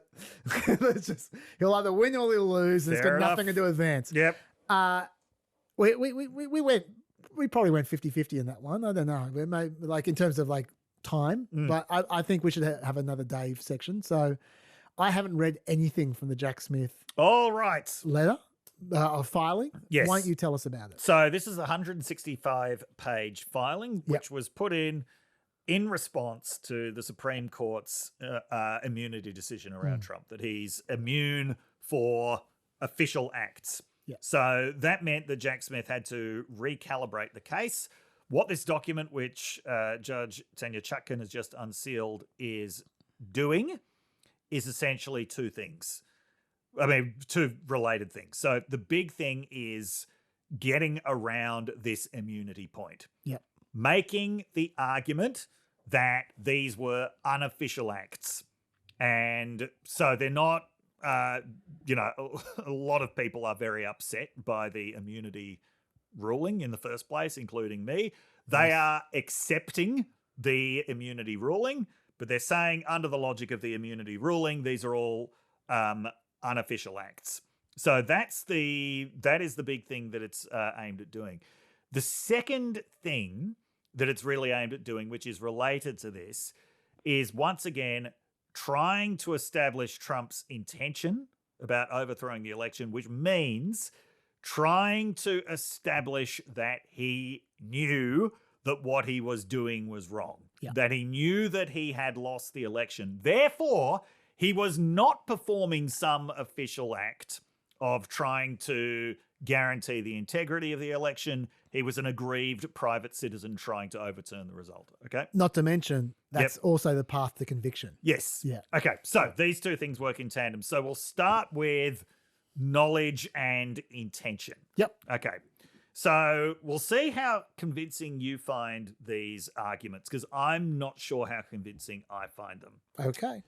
The evidence demonstrates that the defendant knew his fraud claims were false because he continued to make those claims even after his close advisors, acting not in an official capacity but in a private or campaign-related capacity, told him they were not true. Yeah. Now, before I tell you what he's talking about, I just want to unpick this statement into two parts. First of all, acting not in an official capacity but in a private or campaign-related capacity. This filing has introduced a massive new cast of characters because he really wants to make the point that most of the people Trump was talking to at this point were not government officials. They were private attorneys, private consultants, private campaign advisors. These were not people who actually had roles in the government. These were people who had roles in his campaign. This is what he was talking to. This is all about making the point that this was unofficial rather than official. Yeah. But okay, let's get to the big point here, which is the defendant knew fraud claims were false because these people kept telling him that they were not true. Now, I know what where I'm going. I know what your lawyer mind is thinking. Yes. I'm going to bring first-year philosophy student mind to this. Okay. Because first-year philosophy students, that's always who you want to hear from. Sure. Back in 1999, the very first class that I took, I remember it was an introduction to epistemology lecture, epistemology being the branch of philosophy that deals with knowledge.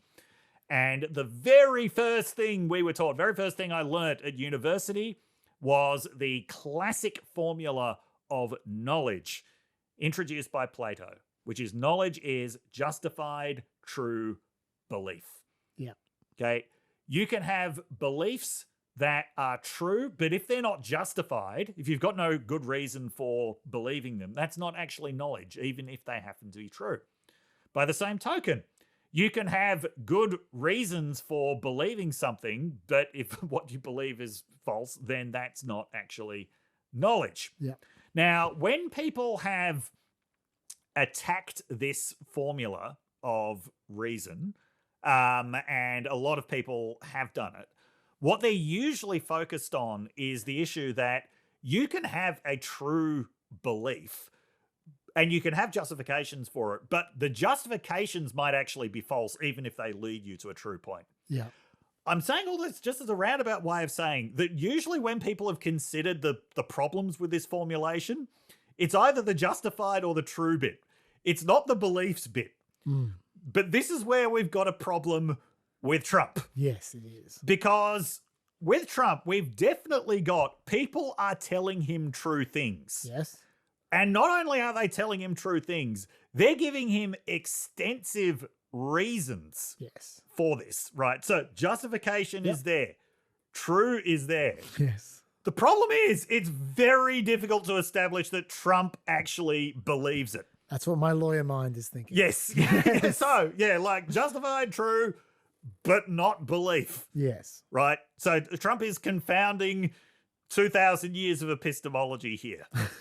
Because, now, I think at some point there's an appeal. Come on, he's got to understand that this is the truth. But do they actually demonstrate that? I've only read the first 25 pages of it, and but I've read a lot of other people's summaries of it. I have not yet found a point of Trump actually saying, oh, yeah, like I know I lost the election. Yeah. Which I think is what they need in that instance. That's what I want to see. Okay, so I'm not quite sure if he's overcome that, but maybe I just haven't read enough.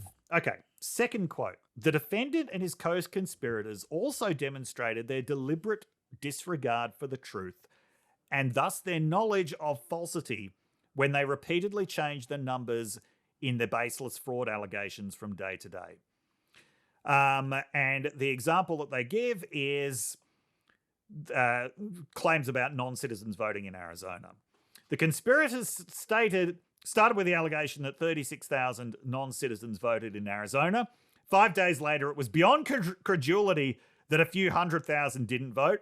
3 weeks later, the bare minimum was 40 or 50,000. The reality is about 250,000. Days after that, the assertion was 32,000. And ultimately the conspirators landed back at where they started at 36,000. False figure they never verified or corroborated. Now, I absolutely agree with them that this shows complete disregard for the truth value of what they were saying. And I think that you can make the leap to they knew that what they were saying was false. I'm not sure, though, epistemologically, whether that gets you to the therefore they knew the alternative story was true. Yes. Or therefore Trump knew that the alternative story was true. I think it's actually possible to not believe that story and also not believe the story that you're telling. I think it's fairly clear he didn't believe the story that he was telling. So I think I'll pay that. It's a reasonably compelling argument about they knew the falsity of what they were saying. Still not sure if it gets Trump to intention. Now, having said that, sorry, before you go on. Yeah. I think that's mainly a problem for conviction. Yes. That's not a problem for beating immunity. No, not at all. Like immunity to me, from what you're saying so far, sounds pretty beaten. Yes. But but that gets them to a trial. Yep. And then it's up to the jury to decide. Yes. Like at some point in time, the jury is just going to go. Yeah. Well, this is just too far. This is just too much bullshit. Yeah. And I'm quite convinced they've got around the immunity point because there's so many people who clearly had no official role in anything were talking to Trump. There's a lot about Michael Herman, this lawyer who was telling Trump on a daily basis, none of these lawsuits have any chance. Yeah. But this is I thought the great quote about this. Shortly after Election Day, the defendant began to target the electoral process at the state level by attempting to deceive state officials and to prevent or overturn the legitimate ascertainment and appointment of Biden's electors. Here's a point which you've actually heard on PEP before. As president, the defendant had no official responsibilities related to the state's administration of the election or the appointment of their electors, and instead contacted state officials in his capacity as a candidate. As you said, if he'd tried to interfere in one Senate race, then that actually would have been official performance of his duties. Yeah. But yes, he does not have any role in the state administration of an election. He does not. Therefore, when he's contacting him, it's at his candidate. I think they have made that point, and they've made it in great detail. As I said, I'm not so sure that they've got to the intentionality point. I also do want to read out my favorite quote from this whole process, which we've actually seen before, but this revealed who it actually was, which was Jason Miller, the Trump spokesman. But I just need to read that again. When our research and campaign legal team can't back up any of the claims made by our elite strike force legal team, you can see why we're 0 and 32 on our cases, Miller allegedly said. I'll obviously hustle to help on all fronts, but it's tough to own any of this when it's just conspiracy shit beamed down from the mothership.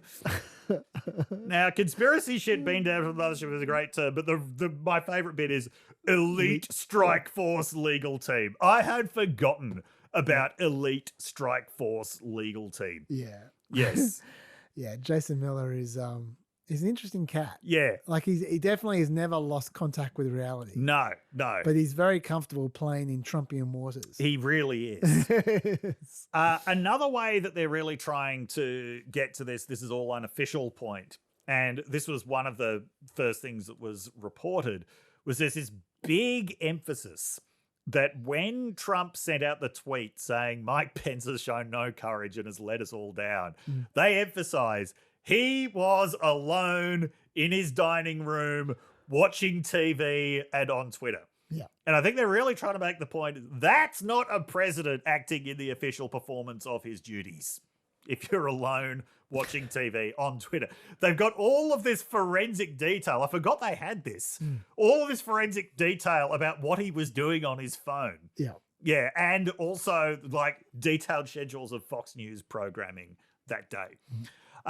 They've got the other stuff that has grabbed headlines was this aide came to Trump and said, Mike Pence has just been evacuated, and the crowd got within 40 feet of where he was hiding. Trump turned around and said, so what? Which is pretty classic stuff, but it doesn't really add much more information to what we already know. There was this wonderful detail about Trump being on a conference call with Sidney Powell. So you can picture it. He's got her on speakerphone. Yep. She is just spouting crazy shit. Yes. And Trump actually mutes her and turns around to the room. And I can't remember what it was he actually said, but it was like something along the lines of going like, Okay. it was really, sorry, yeah, making the cuckoo. Guys, I'll have to go back and read that. But he indicated to everyone that he thought that she was crazy. Well, that's useful, Dave. Yes. That's belief. Yes.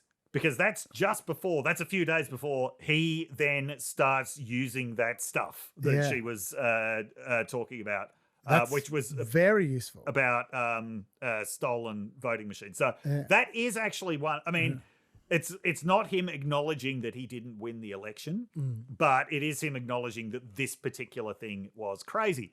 I suppose other stuff that they've got going on to try to prove intention was there's now a lot of stuff about in the days before the election, him making it very clear that he was going to contest it. There's Bannon talking to an audience of donors, saying exactly what the strategy was going to be, that because mail votes get counted later, that means Trump's going to have an advantage. He's going to take it. He's going to announce that he's won, whether he's won it or not.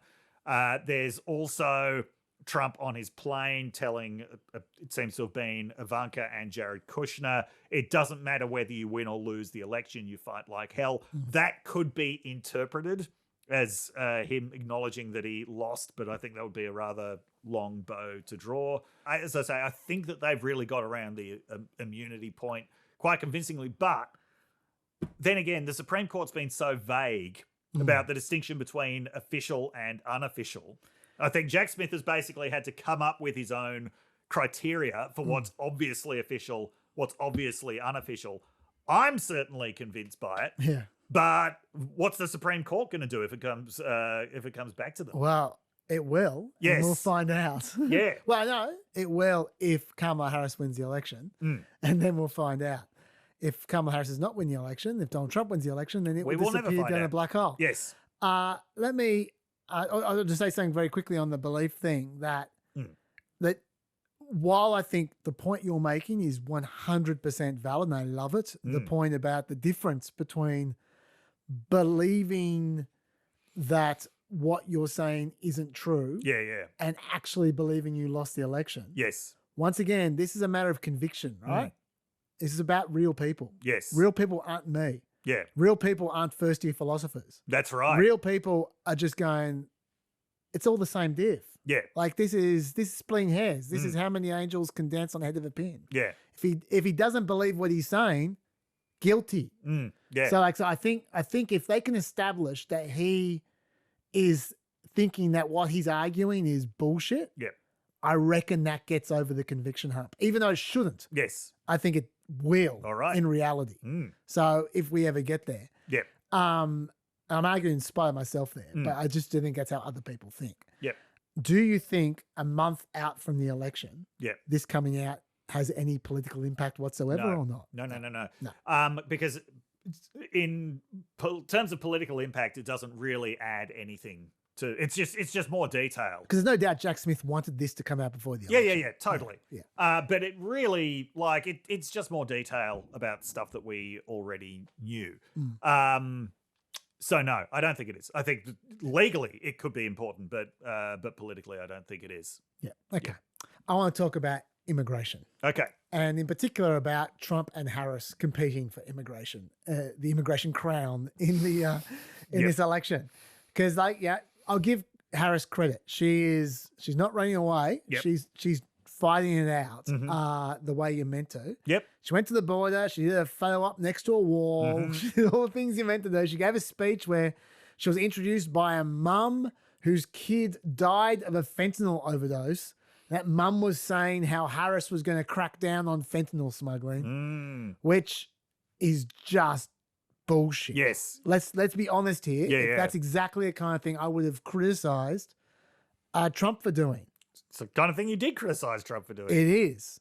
How many times have you heard that fentanyl doesn't come from illegal immigrants? How many times have you heard it comes through normal checkpoints, through legal citizens? How many times have I used a stat? At least 3 times. The US Sentencing Commission found that 86.4% of fentanyl trafficking offenses between September 2022 and September 2023 were committed by US citizens. Yes. Yet she's just taking that framing and running with it and trying to out-tough Trump on it. This is what she said during the presidential debate. And that bill would have put 1,500 more border agents on the border to help those folks who are working there right now overtime, trying to do their job. It would have allowed us to stem the flow of fentanyl coming into the United States. I know there are so many families watching tonight who have been personally affected by the surge of fentanyl in our country. That bill would have put more resources to allow us to prosecute transnational criminal organizations for trafficking in guns, drugs, and human beings. But you know what happened to that bill? Donald Trump got on the phone, called up some folks in Congress, and said, kill the bill. And you know why? Because he'd prefer to run on a problem instead of fixing a problem. So that was a very effective part of the debate, but it was her adopting his framing. And she's continuing to adopt his framing. And then the Arizona rally right now, I won't play the clips because I've played enough clips during this show. She held a whole rally where she was trying to out tough Trump on immigration, saying we're going to do this, we're going to crack down on this, we're going to crack down on that. I'll tell you what she's not doing. What she's not doing is making the point that the root causes thing that she was working on. Yep. Forget the borders are, but she was working on root causes. It actually did something. Really? Yeah, it did. She's never mentioned this. She obviously just thought this is a losing issue. So she just dropped it. But Harris's initiatives, she raised $5.2 billion for the Northern Triangle, with the 3 countries, Guatemala, Honduras, and El Salvador. $1.1 billion has been dispensed.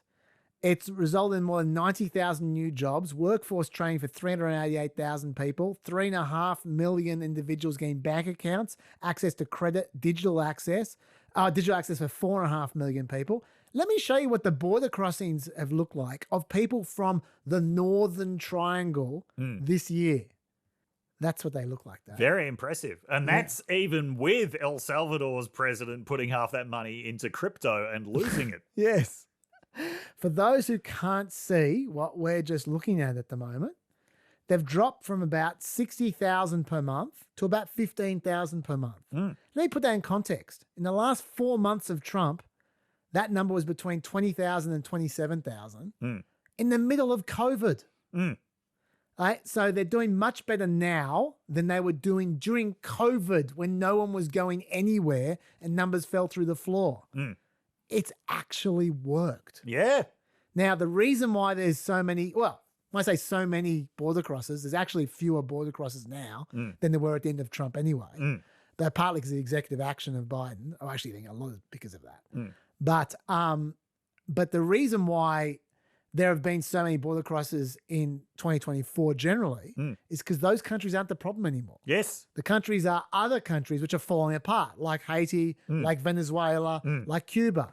That's the problem now. Yes. Right? And people from other countries. I'm not saying that they're doing a perfect job on the border. You know, I'm very critical of some of their actions on the border.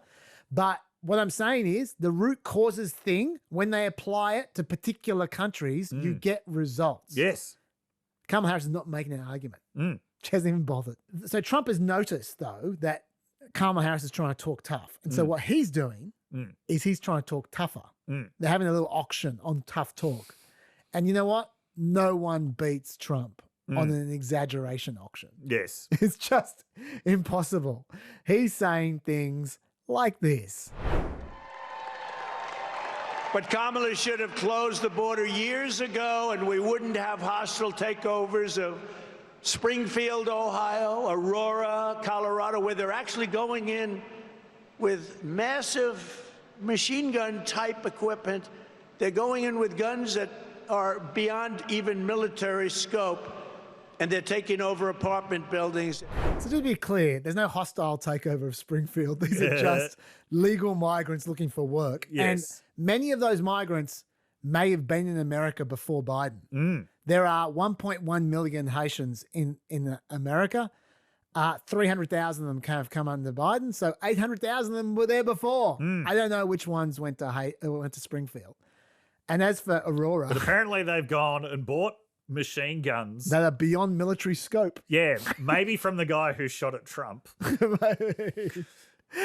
Just be clear, what he's basing this on Yeah. is a video Yes. of a couple of dudes walking into an apartment with just standard AR-15 rifles. They're like the rifles are so common in America, the Supreme Court won't let you ban them. Yes. Right? So anyway, he's saying that. And in fact, he's now suggesting that Kamala Harris is like somehow on a murder spree of some kind. She's responsible for murders. Outrage at Kamala Harris freed 2 illegal alien thugs who assaulted, kidnapped, and murdered a 12-year-old girl named Jocelyn. You know all about Jocelyn. I'm outraged that Kamala released into America the predator who murdered Laken Riley. Beautiful Laken Riley is going to be a nurse. She was at the top of her class, always was at the top of her class. Beautiful person, a great family, by the way. I'm outraged that she let in the savage who raped and murdered Rachel Morin. Kamala let her in. She murdered him. In my opinion, Kamala murdered him, just like she did, just like she had a gun in her hand. Kamala's now just murdering people. Just to be clear, the killer of Rachel Morin was apprehended at the border and expelled 3 times before sneaking in and evading authorities. I wouldn't be blaming Kamala Harris for that.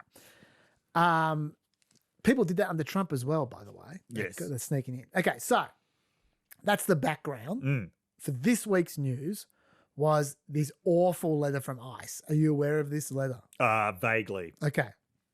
It was sent to Congressman Tony Gonzalez from the ICE Deputy Director, Patrick Leckleitner. This is what Leckleitner does. I've got to describe this for you. First, he bemoans in this letter how sanctuary city policies make it difficult to deport people. Even people who commit heinous crimes, he says.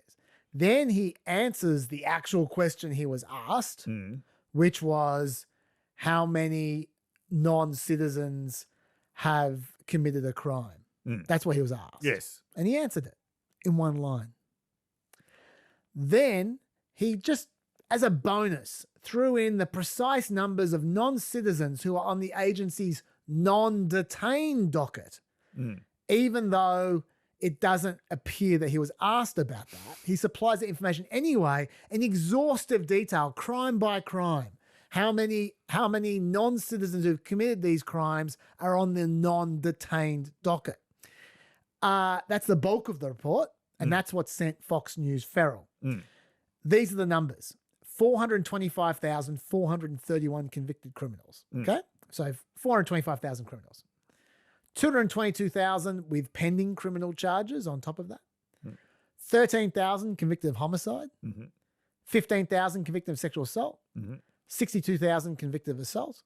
Now, obviously, this was a juicy full tosser for Trump. Smash it over mid-on. Trump tweets out, 14,000 convicted thugs and slime balls who have committed murder have been allowed to enter our country, totally unvetted and unchecked, and roam free to kill again. And they will kill again, over and over, and wreak havoc like never seen before. Classic Trump tweet. And Steve Miller, oh my God, he was loving this. He was loving this letter. I want to show you Steve Miller. Classic Miller time. Think about that. Think about being an ICE officer and having to release 425,000 convicted criminals, 13,000 murderers, 15,000 rapists, and those are only the ones that we know about. The suffering, the misery, the bloodshed that she has unleashed through her policies. As President Trump said today, it's unforgivable. Look, you can always tell when someone was in high school when the Austin Powers movies came out, right? Because there's this very sort of range of references that people use. Yeah. But he's the first person of that age I know who is doing this subconscious Dr. Evil impression. The voice. The voice and the appearance. So, see, I was going to dispute this. I was going to say, if you imagine him, now I know this is not good radio for people listening to this, but you can go and have a look at the clip if you want. For those, if you imagine him with a fedora, he's from Dick Tracy. He's a Dick Tracy bad guy now. He sounds and he looks like, he dresses like a Dick Tracy bad guy in an oversized suit. This is him. Anyway, sorry. Okay. Anyway, we've sure. talked a lot about Steve Miller's stunted adulthood. But sure. Okay. Do you have any thoughts on this before No. I introduce a fact check? Yes. Okay. So we desperately need some facts here. Yes. I did talk about this on Planet America, but I'm going to give you more facts. Because this is too nerdy for TV. Now, I want to be clear, firstly, about why this is incredibly misleading. Okay. Yes. They didn't just let a bunch of murderers into the country, as Trump has suggested. Some may have snuck in and got past Border Patrol. Those are the gotaways that I often refer to. And I think they're the real problem with illegal immigration, by the way. But most of these people were charged and convicted after they were let in. Some of them were let in legally as well, with valid visas. Now, note, this is not illegal immigrants who have committed crime. This is non-citizens who have committed crime.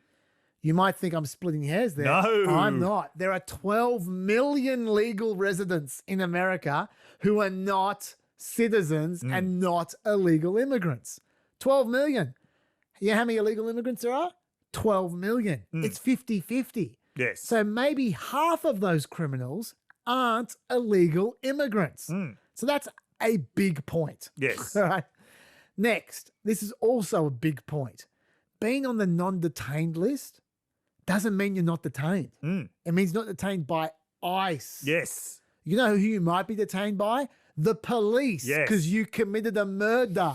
That's how it works.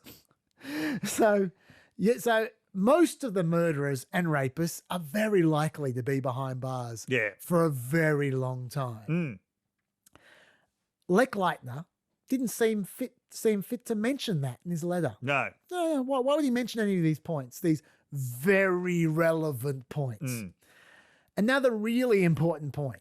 If they've served their sentence for murder, say, or for rape or assault or whatever, and they committed a serious crime, ICE are going to try to deport them. No one's trying to, even the most, Bernie Sanders' left-wing nephew who's just been to some Jew-hating university and he's just been to Russia and he went to China with Tim Walz just before the Tiananmen Square massacre. He's as left-wing as he gets. He doesn't want to keep the murderers and the rapists in America after they've served their time, okay? Everyone wants them to be deported. The problem is, if the country won't take them back where they're from, you're out of options. Yes. They need to accept them back. And there's countries that America doesn't have an agreement with, like Venezuela, for instance. Okay, so then America's hands are tied. I've left off the most important point of all, though. And that is, I'll quote a DHS spokesperson long after the horse bolted on this story, I might add. Yes. The data in this letter is being misinterpreted. The data goes back decades. It includes individuals who entered the country over the past 40 years or more, the vast majority of whose custody determination was made long before this administration.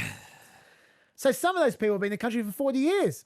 It's not a Biden thing at all, or a Kamala Harris thing, as Fox has been putting it. In fact, I was amazed. I couldn't believe this. But look, I've got the graph. And if you're listening, believe me, there's a graph. I was amazed to find that more of these criminals were released into the community under Trump than were under Biden.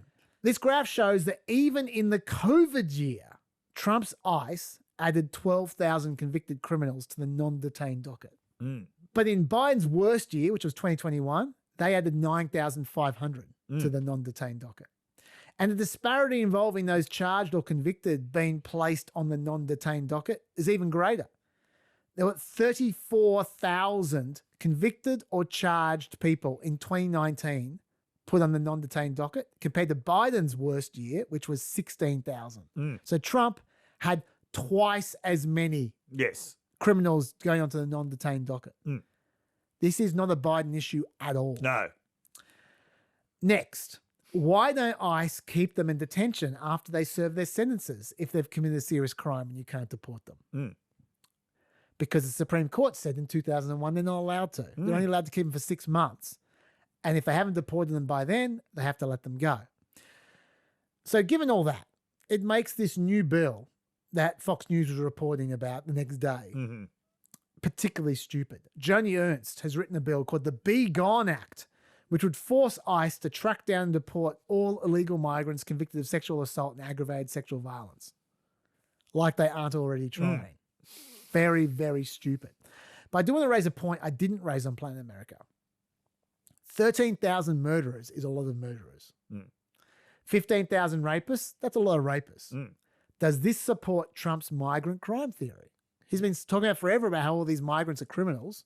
We're talking about 13,000 murderers here. No. Doesn't support the theory at all. You can go on. Do you know how many murders there are in the United States every year? That's the correct answer, Dave. Yeah. Let's say 100% of these murderers are illegal immigrants. And remember, I just told you that probably 50% of them aren't. But let's say 100% of them are illegal immigrants. Let's say 100% of them committed their crimes in America and not outside America. They would be responsible for 1.6% of the homicides in the last 40 years, even though they represent 3.1% of the population. So even with those super unhelpful assumptions, illegal immigrants are still committing half as many murders per capita as native-born Americans. So there you go. And real life stats, by the way, support this. In Texas, illegal immigrants are 7% of the population, 5% of the murderers. Okay. Now, to be fair, there was actually a point lost in all this foaming at the mouth that I think is worth noting. Okay. Which is a point that Lecklight wanted to make. One of the points he wanted to make. The effect sanctuary cities have on removals. He was asked how many detainers from ICE were declined, i.e. how many times ICE asked local police to hold a prisoner until ICE could pick them up for deportation, and the local police let them go because they're in a sanctuary city and they didn't want to play ball with ICE. The answer was 23,500 times under Biden. So in 3.5 years, 23,500 times, someone was taken by the police for some reason, but they were not released into ICE's custody. Now, many of those times, they might not have even been charged with an offense. Might have just been... That's just taken by the police and let go for whatever reason. That is total detainers declined, not detainers involving criminals declined, okay? We don't know the number of criminals. But to the extent that someone actually committed a real crime and the sanctuary city refused to let ICE pick up that person, I think that's wrong. I think that illegal immigrant criminals should be deported. You can do agree or disagree with that? That would undermine the whole sanctuary city principle. I know. Which is incredibly important. The reason why sanctuary cities exist is not because these cities are run by liberals who love illegal immigrants so much. It's because of the fact that people will not cooperate with law enforcement if they think that law enforcement is linked to ICE. So what sanctuary cities are about is about enabling cooperation with communities where there's a lot of crime. This is about actually solving crimes, stopping crimes, and apprehending criminals. That work is far more important than ICE's work of deporting people at the back end. So I do not agree with anything that undermines the sanctuary city principle. But would it undermine the sanctuary? I understand your point, and it's a well-made point. But would it undermine the sanctuary city principle to go, doesn't apply to murderers and rapists? I reckon people in the community. I mean, I totally get what you're saying. If you're talking about like minor offences, where all of a sudden the entire illegal immigrant community are then scared of the police, they're not cooperating whatsoever. If you're not murdering people and committing heinous crimes, you're cool. But if you do that, then we're playing in a different pool now. I don't think that would affect it personally, and that's why I said real crimes, not bullshit crimes. We can agree, disagree though. But, my point is that regardless of of that point, that's not what. I mean, if like they want to make that point, he should have the stats on the real crimes who weren't indulged by detainers. Yes, Because my feeling is it's probably close to zero. Yes. But he should have the stats for that. And if not, he shouldn't try and create a bullshit story, which is what he did. So this leads to my big question for you, Dave. Yes. Oh, do you have anything to say before my big question? On anything I've said so far? No. Okay. No. Here's my question for you. The reason this is a story is because the deputy director of ICE turned a one-paragraph answer to a couple of simple questions into a 3-page letter luxuriating over data he was not asked for. Yes. The numbers of non-detained criminals, non-citizens. Yeah. He also decided to not give any context to explain why that data might be misleading. Yeah. But he did find time to make a very big song and dance about sanctuary cities, even though they have very little to do with this huge number of non-citizen criminals. Misleading people again. And he decided to undertake all this highly misleading, prejudicial activity, guaranteeing a massive furor a month before the election. Yeah. Coincidence? I don't think so. If this happened to Trump, he'd call that election interference. Yes. For sure. He would. And this is coming from within the administration. What should they do to that deputy director is my question to you, Dave. And just while you're thinking about that, I ask that because this is not the first highly inflammatory effort from ICE this election. There have been a number of them. ICE is clearly the enemy from within for this administration. Yes, yeah. Obviously. Some might say that Biden should clean them out and discipline the dodgies. But that's exactly the same logic as Trump is employing for the DOJ. Trump's saying the DOJ are my enemy from within. I should clean them out. They haven't been working with me. They should get with the program in exactly the same way as people might say that the Democrats should do that to ICE. Trump believes they're campaigning, the DOJ campaigning against him. And then people like us go nuts when Trump talks about cleaning out the DOJ. So given that context, what should Biden do with this blatantly political figure? Good question. I mean, my view is that ICE shouldn't exist and the Department of Homeland Security shouldn't exist. Sure. Yeah. Well, that would solve the problem. Yeah. ICE has thousands of sexual assault complaints against them. Yep. It turns out that when you have this agency staffed by people who can't get into a real law enforcement agency and who have responsibility for the most vulnerable people in the country, a lot of them are not particularly good people and abuse people in their custody. This is not just under Trump, not just under Biden. There was a lot of this going on under Obama as well. I don't think that it actually adds anything to the effectiveness of American security. I think that the Department of Homeland Security just generally was one of the great hasty mistakes of the post 9/11 period. But that doesn't really answer your question. My thorny hypothetical. Yeah, no, I don't know what they should do about this specific guy. Politically, they're in a lose-lose situation. If they discipline him, it'll be seen as, they're retaliating against this courageous whistleblower. Yeah. I don't know. I have a good tangent, though. Oh, okay. Just before you do that, let me just tell you my one-line response. Yes. Which is, my answer to this is that I think this guy is awful. Yep. But I think an independent public service is an important principle. Yes. More important than whether you get rid of all the hacks in your public service. Now, this guy, by the way, is probably a political appointee, so you can get rid of political appointees. Yes. They're fine. Yeah. But if he was lower down and protected by the bureaucracy, then I think the independent bureaucracy is more important, in my view. Yep. Tell me a tangent treehouse, Dave. Okay. So there are 3 agencies in the United States that are primarily concerned with the border. This is ICE, Customs and Border Protection, and the Transport and Security Authority. Yeah. Now, ICE is by far the worst of these. I want to talk about the other 2, the CBP and the TSA. Please do. So, both of them have dogs. CBP has by far the cuter dogs. When you turn up at the airport and you're collecting your baggage, as you have to when you enter the United States, when you're at the carousel, this CBP officer will come around with this incredibly cute Whippet? beagle. This beagle is wagging its tail and loving every minute of its job of sniffing out these bags. It sniffs at them diligently, turns around and says, "This one's clean, mummy. Let's go on to the next one." This dog is having the best time. Like it's all the restraint I had not to pat this dog. Okay, then you get out of the international section to take your connecting domestic flight. Yeah. Then you meet the TSA dog, who's sniffing people who are on their way into these domestic flights. This poor dog is the most miserable looking creature I've ever seen. What kind I of don't dog? even know what kind of dog it is. Like it's like a big Labrador or something, but black Labrador, but it like doesn't. Black Labradors are usually friendly. Yeah. This one is not. In fact, its handler tells people not to come anywhere near it. Someone broke him. Yeah.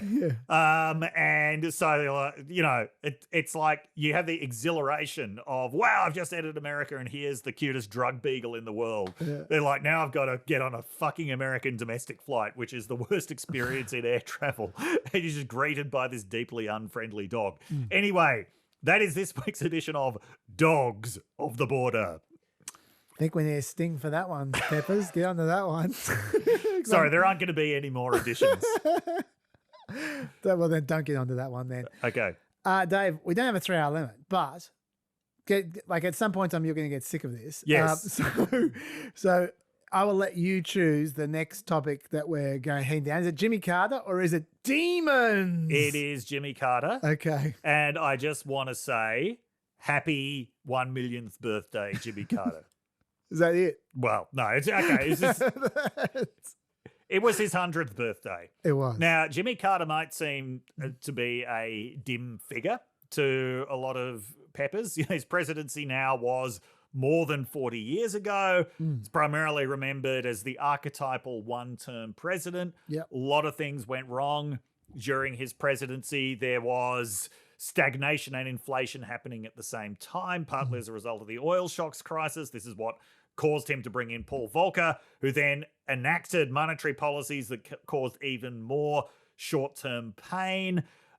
Everything just seemed to be going to shit at that point. Like, if you think things appear to be going to shit now, they really were going to shit in the late 70s. The nail in the coffin was probably when Iranian militants seized the US embassy in Tehran, and the Iranian paramount leadership, after a few days of consideration, said, yeah, we're cool with this. And they were held hostage for 444 days, which was a deeply humiliating experience. Carter did authorize a rescue mission, which led to a helicopter crashing in the Iranian desert and killing 6 people. Like, not shot down, No, just crashed. just crashing. Even, I should have said in the A-team. At least the A-team can fly a chopper. Yeah. So I want to, for people who might not really have a very clear idea of who Carter is, though, I do want to fill in some of the details. Please. Jimmy Carter was America's first evangelical Christian president. Yeah. Yeah. So I think Elle might have to correct me on this. I think he was the last Democrat to get the majority of the evangelical vote. I think Clinton got a big share of it as well by virtue of his southernness, but I don't think it was the majority. So Jimmy Carter got it, and evangelicals were very excited about him because he was so sincere in his faith. And he was a Sunday school teacher, and as far as I know, he's still a Sunday school teacher. I think he just stopped in the last couple of years. Yeah. But, up until the age of 98. But it turned out that he was not what they wanted.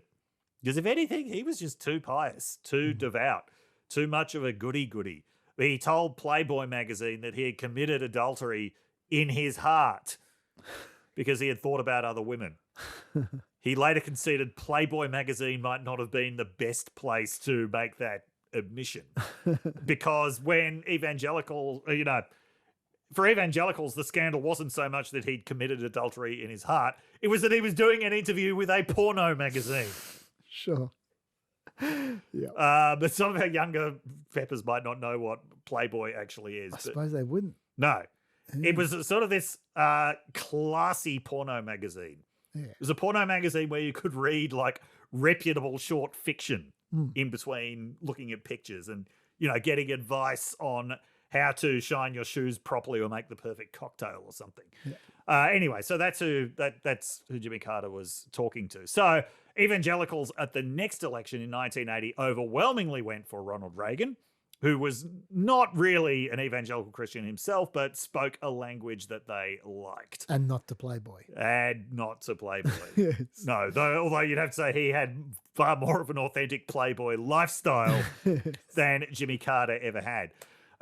Just before we go on, can I say something interesting, which I had no idea about? Yeah. We interviewed Jim Fallows today on Planet America. And if you're his speechwriter. Yes. Yes. If you're interested in Jimmy Carter, I would recommend you go to the Facebook page and watch the full interview because it goes a lot longer than we're playing on air. Yeah, yeah. And yeah, as you said, he was a speechwriter, so he knew Jimmy Carter pretty well. And he had some really interesting insights, which I had never heard before. And one of them was his take on Jimmy Carter is that when he first started, he said, I know this is hard for people to believe. Yeah, yeah. Like especially younger people. But when Jimmy Carter first started, he was like Obama. Like in 1976, he was really exciting and people went crazy for him. Yeah, yeah. Like he was considered to have incredible charisma. Yeah. And people he was just like this huge wave of excitement about Jimmy Carter. Oh, yeah, and then you see, that kind of disappeared. I mean, it was very unusual being a Southern governor. And like you see interviews with him, the charisma comes across, even though it's often hard to understand what he's saying. Another thing that's often overlooked about it, because this historical memory has set in of he was weak, Jimmy Carter ramped up the Cold War. It was he actually basically shredded what was left of the policy of détente. And he had human rights as the top priority of the administration. For him, that was the Soviets are committing unconscionable human rights abuses, and that means we cannot have détente. You know, we cannot have normalization of trade relations with Russia. Now, that process had already begun under Ford, but he really ramped that process up. Probably the most influential person in his administration was someone whose name I always found incredibly difficult to pronounce, Brzezinski. Yep. I'm not going to try to pronounce his first name because it starts with a Z and a B. I do not know how to pronounce that. Maybe some peppers can help us with that. But Brzezinski, who was Polish, very, very anti-Soviet. Like really hardline anti-Soviet and very influential on Carter in that respect. He is remembered for the fact that when the United States was facing these very serious economic circumstances, he basically told people, well, we as a country have got to stop living beyond our means, but also you've got to stop living beyond your means. He was the last American president who actually just actively blamed the American people for some of their own problems. Yeah. That turns out to be incredibly unpopular. No one's tried that again since. Don't tell people that they might actually be the source of some of the problems in this. He was the last actual tough talker, as opposed to someone who says they're a tough talker and then just tells you what you want to hear. He was the last actual tough talker, and he was electorally punished for it.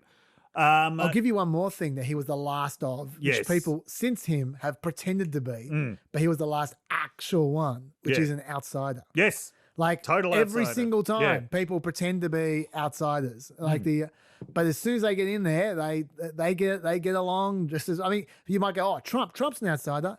No. Not like Jimmy Carter, he's not. Like Jimmy Carter spent his entire presidency fighting with the Democrats in Congress. Yes. The entire time. Absolutely. And I don't mean a little tweet or two like Trump. I mean complete stasis. Yes. Just huge Barneys. So they hated him. He was a genuine outsider. He really was. And no one's even tried to be like that ever since. No. They just pretend they are. Yeah. Some other things about Jimmy Carter. He was a peanut farmer. He famously had to put his peanut farm in a blind trust in order to avoid any conflict of interest, which is, let's just to put it mildly, not a standard that is lived up to today. No. He had a problematic brother, Billy Carter, who's been roundly parodied by The Simpsons. But the final and best Jimmy Carter thing that I want to talk about, Yes. which was yet another unfortunate thing in his 1980 election campaign, was Jimmy Carter went out in his boat on I don't think it was a lake, I think it would be more accurately described as a pond. Sure. On his property in Georgia, and he was attacked by a swamp rabbit. A swamp rabbit? A swamp rabbit. It's a real thing. It's like a rabbit, but a million times worse. So it's like a scary rabbit. It's a scary rabbit. Like Wallace Down kind of ghostly rabbit? Yeah, even worse than that. Even worse than that? They were terrible. Because it's aquatic. It's amphibious. It looks like a reptile. I'm scared shitless of those rabbits to this day. And it's massive. Oh, yeah, for those of you who haven't seen Watership Down, definitely watch Watership Down, but not with your kids. Oh, God. Yeah, Watership Down's pretty terrifying. I was 3 years old.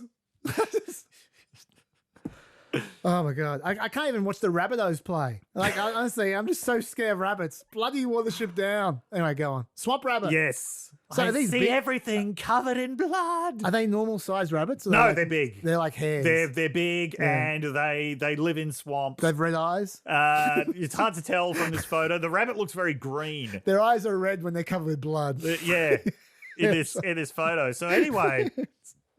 So there were these photos released of Carter frantically swatting at this rabbit with his oar. This is in the middle of the election campaign. Yes, yeah. It's Oh my like, I think it was in the middle of the election campaign. But anyway, you just never want the headline as a president or presidential candidate, like, gets into a fight with a rabbit and it's not clear who won. Dave, why didn't you tell me this before I interviewed Jim Fallows? Every question would have been about the swamp rabbit. That's great. Anyway, this is a very well documented incident. I think that I've told it faithfully. I'm sure you have. I may have got some details wrong. But anyway, happy millionth birthday, Jimmy Carter. You know what it's time for now? Stats Nugget. Yeah, Stats Nugget. Women in Congress. We do this every single election. Mm-hmm. People have forgotten about this year, and I think I know why. The news ain't good. Yes. Numbers from the Center for American Women in Politics. I'm showing the people who are watching a graph about women running in primaries. Let me tell you what it says. This graph shows that in 2022, there were 354 Democrat women running in primaries and 299 Republican women running in primaries. In 2024, 354 Democrats had become 330 Democrats. So they dropped by 24. Yep. 299 Republicans from 2022 became 186 Republicans in 2024. Wow. It's actually less than 2020. That is not good. Now, to be fair, fewer men have run this time as well. But as a percentage of total candidates running for Senate, House, or governor, Democrats have gone from 35% to 37% women. Yep. Republicans have gone from 21% to 17% women. So that's less than half of the Democrats. Yep. Well, about winners, 43% Democrats in 2022 to 46% Democrat winners in 2024 in primaries. Yep. So Democrats are pretty close to 50-50 their actual representatives. Yes. From 20% of Republican winners to 16% of Republican winners. So Democrats are putting women in safer seats. The bottom line is the Democrats are getting real close to 50-50 and the Republicans just fallen off the map. And it's not entirely clear why. It might be Trump related. I don't know. Could be it's just not a priority. It could be that the person who was pushing women in Congress in the Republican Party until 2 years ago was Elise Stefanik. And now she has other priorities. That's right. Like trying to be vice president. I don't know, but there you go. That's your Stats Nugget. It's not a good one. No, it's not. So, Dave, do you have time for demons or you had enough? It's up to you. Can we actually do Trump grifts? Yeah, we can do Trump grifts. Absolutely, we can. Let's do some grifting. Okay. All right. So I'll start off on each topic and then you jump in. Okay. Yes. Yep. All right. So we know from the past there was the sneaker. Yep. There was that ugly gold sneaker. There was a signed Bible. Yes. There was he only got 300,000 for that. Yeah, I know. Jesus. Yeah. And there was the NFT cards. The NFT cards were just like the these were amazing. The virtual player cards that if you bought like 1 million of them, you could get a real card and a piece of jacket. Yes. Piece of suit jacket. The suit. Yeah. What did he call it? The destroyer suit or something? I don't know what it was. Anyway, so that's the background. Yes. Okay, so since then we've had obviously Truth Social that was a big grift. Yep. Originally projected revenue of $114 million in 2023 and $835 million in 2024.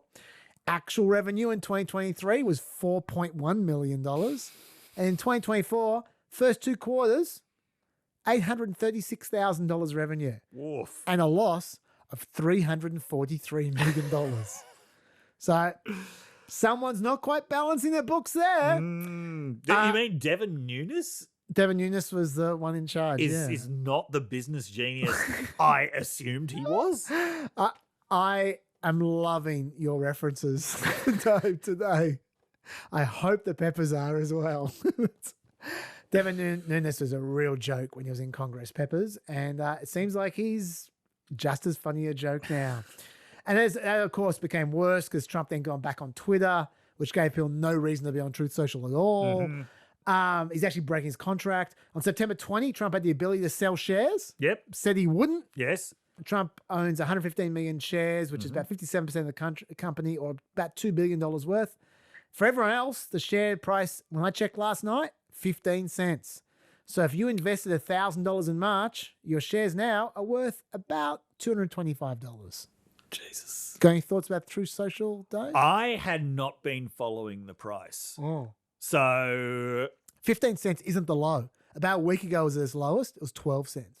Wow. So what was it at the time that he was saying he wasn't going to sell any shares? That was around the 12-cent mark. It was on around September 20. So that was around there was its absolute lowest. It's been basically between 17 and 12 cents for the last 3 weeks, I'd say. Okay. Yeah. Because I think last time I saw it was like 28 cents or something. No, those are the good old days. Yeah. Yeah. Wow. So any thoughts about Truth Social other than don't invest in it? Oh, yeah. I mean, it is sad. It's what law enforcement agents would call a crime of affinity. That is, it's easiest to scam people who trust you. Yes. So the 2 biggest fraud states in America are Florida, not surprising, but Utah is the other one. And when people hear that, they're always like, why would that be the case? I thought that Mormons are really honest and nice. Well, yes, that's right. So they think that anyone who's Mormon is honest and nice. Mormons are very easy to scam if you can credibly present yourself as a Mormon because they don't think you're going to scam you. This is not unique to Mormons. This happens in just about every close-knit community. It's very easy to scam your co-religionists or your co-ethnics if there's a norm of trust. Now, I wouldn't say there is a particular norm of trust in the Trump world, but certainly there are a lot of people who trust Trump. Totally, yeah. Supporters. I remember in like 2011, before he even made his first abortive attempt, there was an article in, I think it was New York Magazine, about he was launching some multi-level marketing scam. Yeah, one of them. Yeah, and they were talking to people who were buying into this, and the headline of it was, "If I can't trust Donald Trump, who can I trust?" So this is even before he becomes this major political figure. He has a lot of people convinced that like no one is more trustworthy than him. And these are the people that he's scammed this time.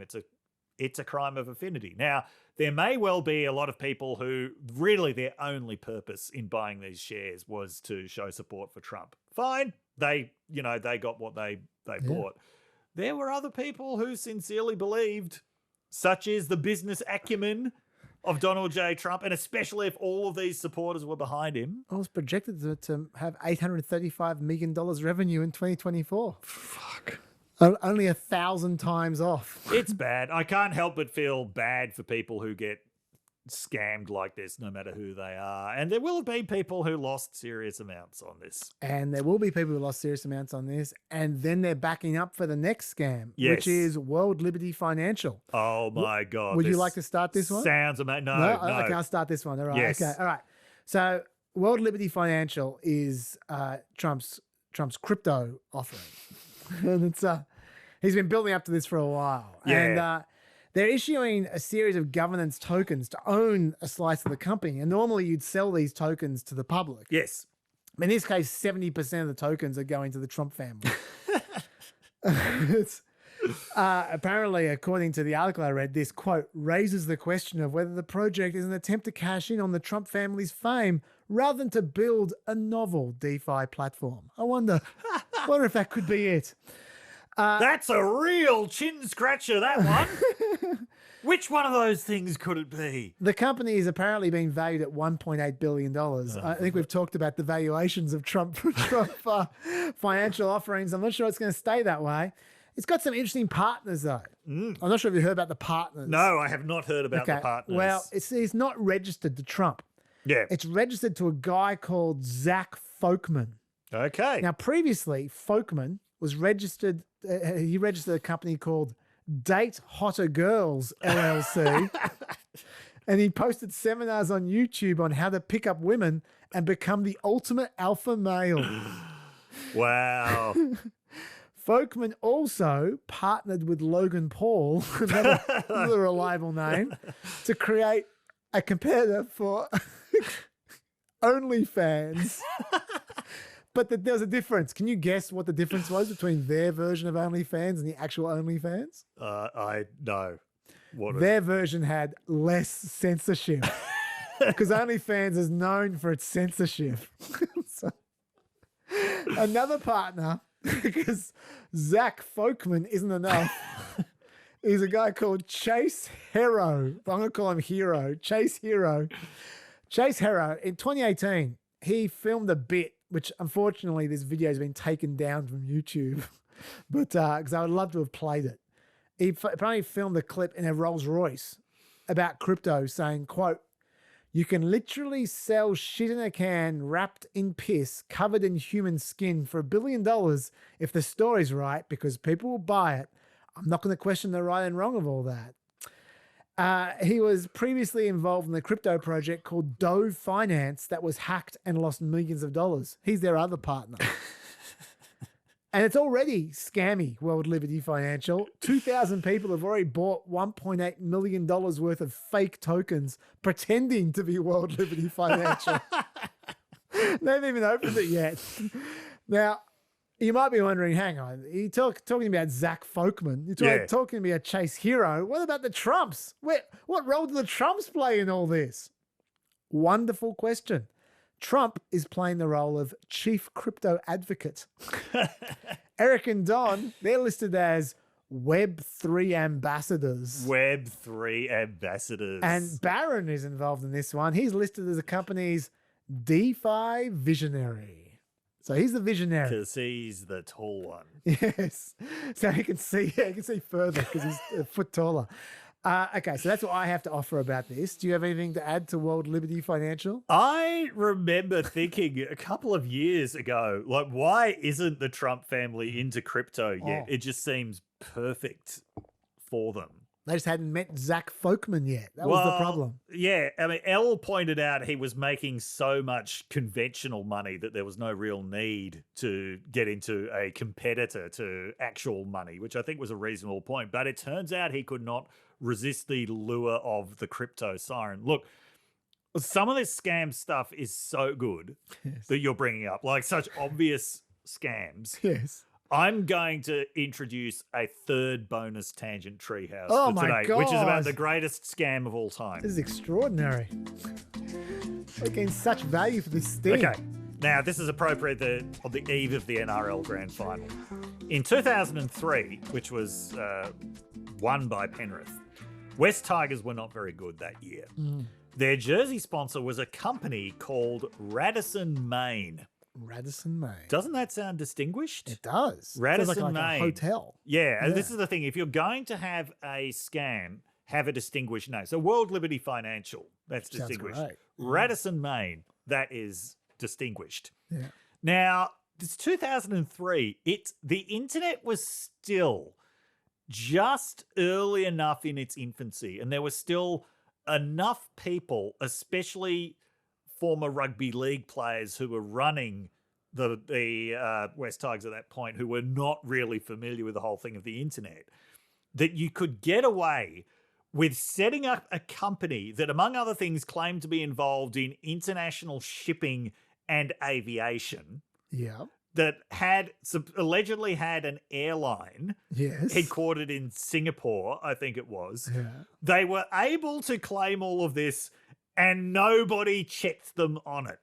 So they promised the West Tigers $500,000 for jersey sponsorship. The West Tigers never got it. But the whole season, West Tigers were walking around with this company called Radisson Main sponsoring their jersey, and there was a big billboard at Leichhardt Oval. Radisson Main consisted of two Russian guys who lived in a basement in Cronulla. And they were not involved in international shipping. No. They were not involved in aviation. Did they have an airport? But they did not have an airport. Okay. What they had was a scammy how to get rich in real estate seminar. And their main act as West Tigers jersey sponsor was actually to convince the club to let players go along to this seminar.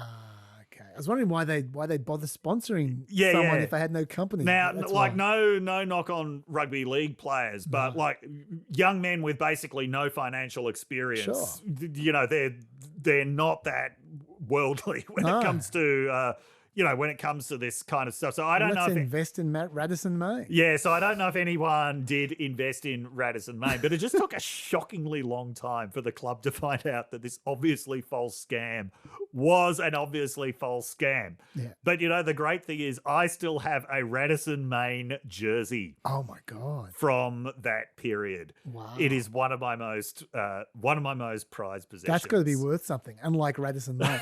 Yes. Yeah, I don't know what the Radisson Main guys are up to now. But yeah, the lesson is, if you want to do a scam, have a distinguished name. No, that's not the lesson. Yeah. I've told you the lesson before, Dave. How can you forget? The lesson is, if you're an NRL team, you need to be sponsored by 1-300 Smiles.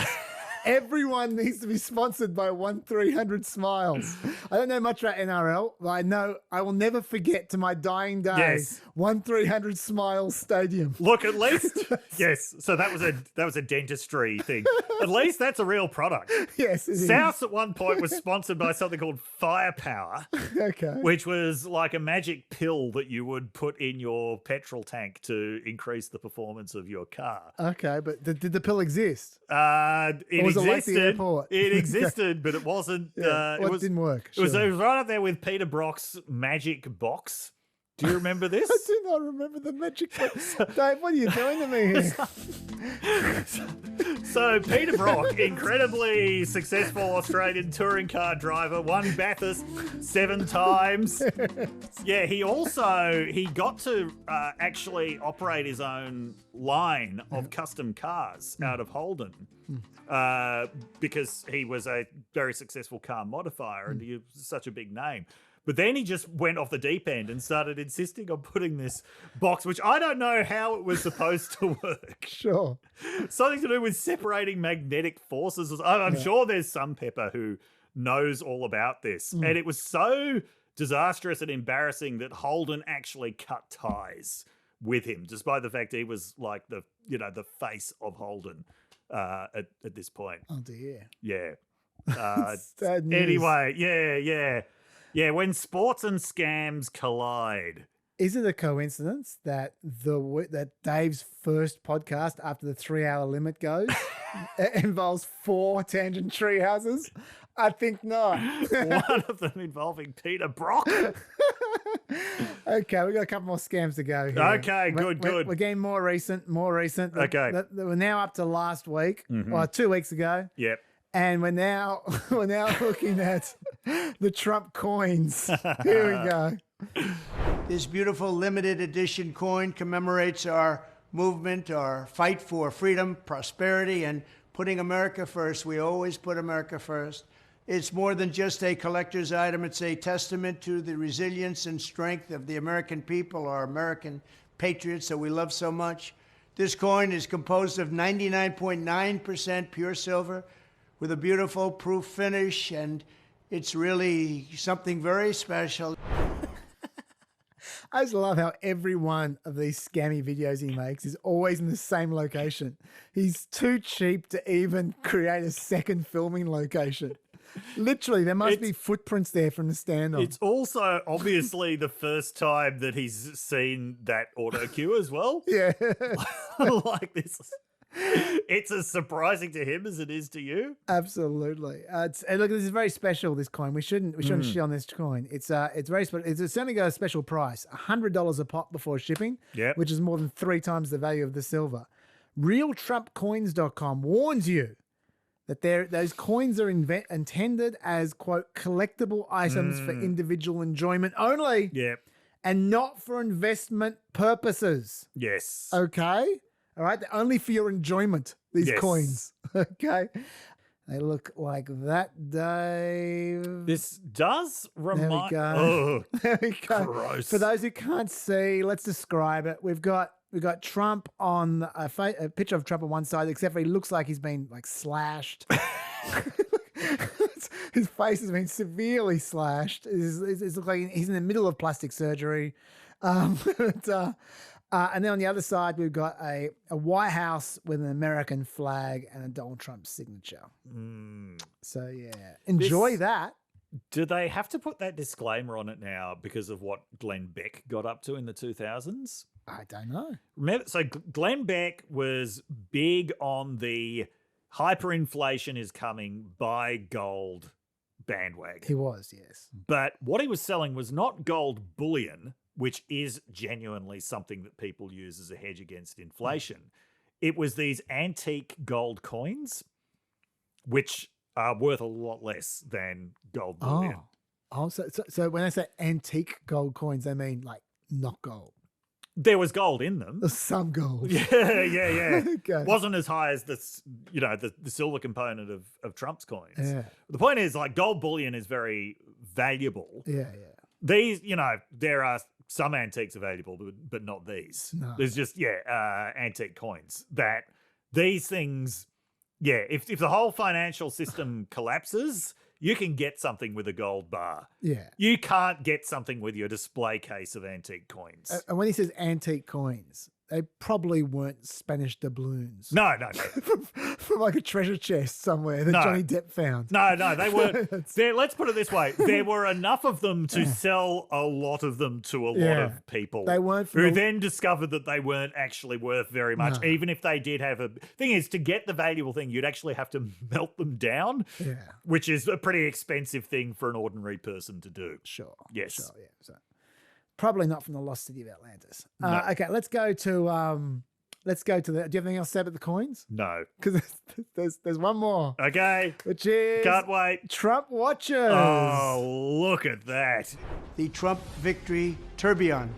This isn't just any watch. It's one of the best watches made. It's a tourbillon watch with almost 200 grams of gold and more than 100 real diamonds. That's a lot of diamonds. I love gold. I love diamonds. We all do. Only 147 of these extraordinary watches will ever exist in the world, and owning one puts you in a very exclusive club. I have watch number 1, and I'm going to keep it. It's mine, and that's the way I want to have it. Okay, Dave, do you know how much the 147 watches are worth each? Oh, sorry, how much they've been sold for each? Didn't it say 70,000? No, it didn't. What did it say? I don't know what it said, but I can tell you what the answer is. What is the answer? $100,000 per watch. He's selling 147 watches at $100,000 each when he can't even afford to change the location he's shooting the ad in. What a cheap ass. That's about 3 times the price of a Rolex Submariner. But they're not the only watches. He's also selling cheaper watches. He's got these fight watches for $499. So called because on the back of the watch is, you'll never guess it, the fight pick. Quote, with its timeless design and flexible style, you're ready for any situation, just like President Trump, says the website. Look, I can't help but think Yes. that all of these components in the watch are worth a lot more in disassembled form than they are in the form of a fucking Trump watch. Probably. But I don't think they're worth $100,000. That's the hot tip. Yeah. The watches, I should also tell you, before you shit on the watches, feature from the website, quote, premium Swiss-made materials, not Swiss, Swiss-made materials and intricate details. The company they're made for by, though, you're going to love this. Yeah. This is the Trumpiest name for a watch company ever. Yeah. The Best Watches on Earth, LLC. The company. It's based on Wyoming, not Switzerland. Has no watchmaking history whatsoever. They just popped up and started making these watches. And what is the quote from watch commentator Nico Leonard? Nico Leonard Vanderhorst. I love the idea. Yeah. Of a watch commentator. Like, I would personally prefer to be a footy commentator than a watch commentator. I think that would be a very boring broadcast to be watching a watch and commentating on it. But Nico's up for it. And this is what Nico has he got to a say. podcast? Is there a watch commentary podcast? I can only imagine how many Tangent Tree houses they must have. Are there podcasts that review other watch commentary podcasts? Maybe. This is what Nico says. Okay. If you were to buy this movement, he means like the functional part of the watch. Hmm. If you were to buy this movement and put it in your own watch, you'd be able to buy it for under $3,500. He says, of the $100,000 watch. So there you go. Let me read you some correspondence, Dave, and then you can talk about any of these things. Correspondence. Fat City Architect says, Yep. Trump brand gold watches for the bargain price of $100,000. Trade in your Rolex, or maybe consider the wise words. He's quoting you now, Dr. Dave, from a previous episode. Yeah. The Trump brand, it's an unmistakably cheap imitation of a luxury product that is actually more expensive than the luxury product that it's ripping off. Yes. That's your quote. Yes. He remembers. Excellent. He chose it. He wants us to put on a t-shirt. Good. Lucky. Okay, so Dave, do you have anything to say about any of these items, these glorious items that you can purchase for yourself? And if you don't, can you answer me the question, what is the bloody point of these? Like a watch he's going to make some money out of. But, the coins, he's a billionaire. Why is he doing this in the middle of an election campaign? The election is a month away. It's what he knows how to do. Really? Yeah. But he doesn't have that much else going on. I mean, he's got an election campaign. That just involves him turning up to rallies and presenting the audience with 3 hours of verbal diarrhea. He spent 3 years, or 2.5 years being ex-president, not running an election campaign. He did none of this shit. And now he's doing it all a month before the election campaign. He did a lot of, there were the baseball cards. That was last year. That's not 2021 and 2022. What was he doing then? Maybe he hadn't established the area to film them in yet. Maybe he needed that location in front of that cellar or wherever he is in the basement. I don't know. This is just what he does. He's a salesman. Yeah, okay. All right. He'll take any sales opportunity. Lucky says that. Lucky says, a Fat City Architect, that we will make shirts of that Dave quote if you want, but they're going to cost you $100,000. Trump prices. Thanks, Lucky.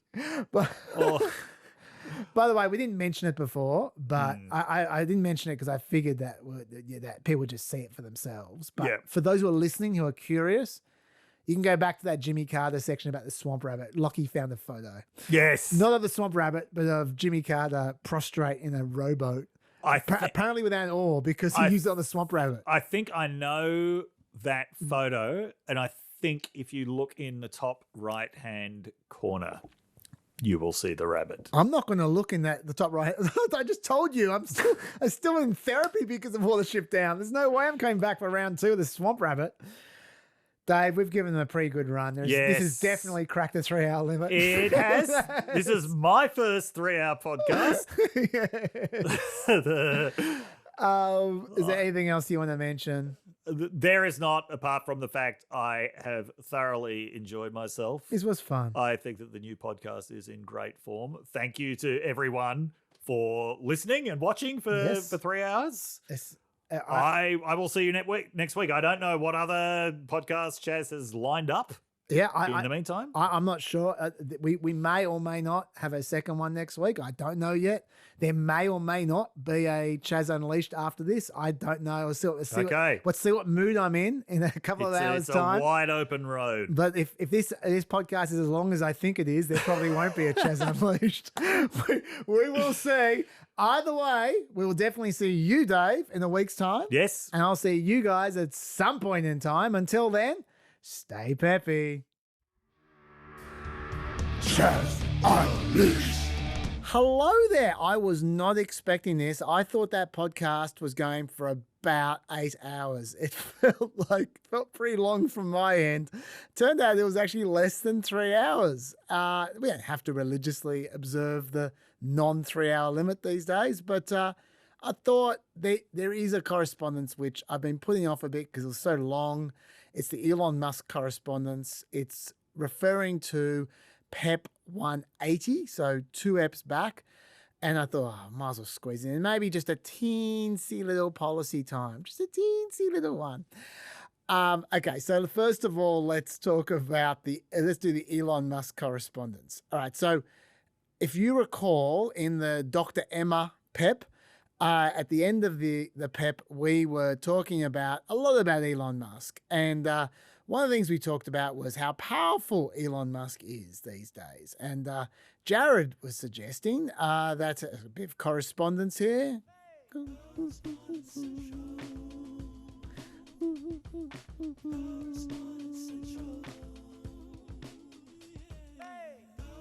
Yeah. Jared was suggesting that we're underestimating how fragile Elon's situation is.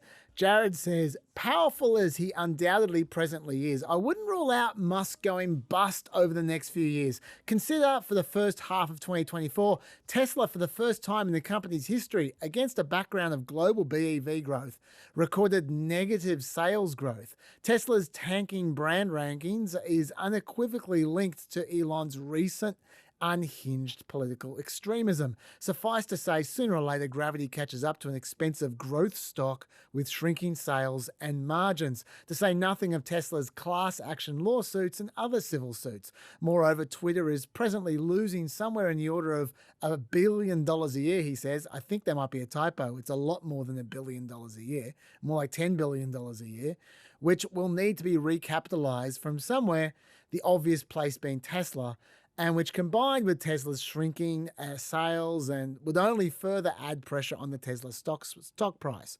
Finally, Musk's SpaceX and Neuralink are themselves loss-making, the former of which accounts for Musk's second highest asset on paper, all of which results in a tenuous house of cards, which would surprise few financial analysts if it all came spectacularly crashing down. A few people also noted that Musk does not control the internet like we were suggesting. He really can't do serious damage anywhere but in Ukraine, where he has pretty much a monopoly on the internet there. In America, if he switched off some people, they'd be able to get the internet from someone else, except for maybe a few rural people. I also noted last week that we probably shouldn't catastrophize Musk's powers because the nature of technology is that one tech entrepreneur just gets replaced by a new tech entrepreneur fairly regularly. David asks on that, if a new technology comes along that looks like it might replace the internet / satellites, etc., won't Elon just buy the company developing it and then maybe take credit for it?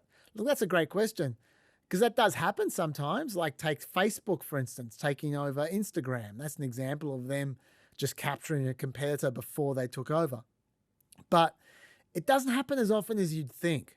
I'm not sure why it doesn't happen that often. Maybe the kind of person who's currently the top is usually overly cocky to fast approaching competitors. I don't know, but it doesn't often happen. If you look at the history of these massive companies, they come and they go, and they don't tend to take over the next company.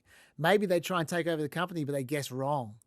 And the one that actually takes over surprises them because it's a disruptor. By definition, disruptors are surprising. When talking about Elon Musk's freaky views last week, I speculated that it might have something to do with his background growing up in South Africa in the 80s and 90s, when some white people there might have felt a bit paranoid and a bit under siege. I don't mean pro-apartheid. I'm not saying, oh, you're racist because you're South African. I'm saying just that feeling of being under the pump a bit, a little bit conspiratorial. I was kind of slightly informed there from some of the South Africans I've come across who have been through those experiences. It's that they're not easy experiences. But Harry Numbnuts makes the point. Harry Numbnuts really had a big week last week with commenting. Harry Numbnuts said, Musk's father was a pro-black rights anti-apartheid campaigner, and he was involved in that before he left South Africa. Harry Numbnuts then goes on to say, that doesn't mean Musk is not nuts. He is, but the core of being nuts is not having a rational or logical worldview.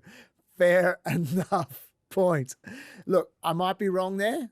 I might be right. I don't know. It does seem a coincidence to me that there are so many ex-South Africans all going nuts at the same time in America at the moment with conspiracy theories. It's just quite a few of them. And so it's not just Musk. There's a whole bunch of them. And so I just noticed the trend. That's all.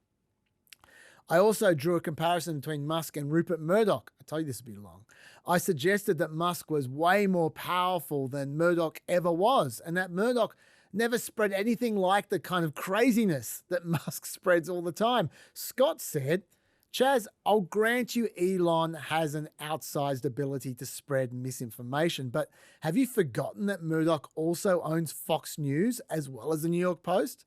Didn't they pay $750 million for spreading misinformation just now? Scott, I'm not saying Rupert Murdoch hasn't spread some prime grade malarkey, as the president would put it. I'm just saying that the kind of crap that Murdoch got sued for, that's like 9 a.m. to 9:30 a.m. for Elon Musk. We are talking more than 50 tweets a day of absolute garbage going to literally millions of people each time. Honestly, I went to count the number of tweets he puts out. The first day I looked at, it was 68. I don't know how the guy has time to do anything other than tweet garbage. In fact, it's impressive he can find that much garbage in a 24-hour period, even on Twitter. The Frolicking Nerd sees it a different way. The Frolicking Nerd says, Musk is so partisan, it can be easier to dismiss him. Whereas often Murdoch can make more headway with bad ideas by having a veneer of legitimacy. Also, the Murdoch press can often set the agenda that other news organisations use. At least in Australia, that is true. Look, I think Twitter sets the agenda for the news world now as much as News Limited does. Certainly, I think also it sets the agenda as much as News Limited used to in the past.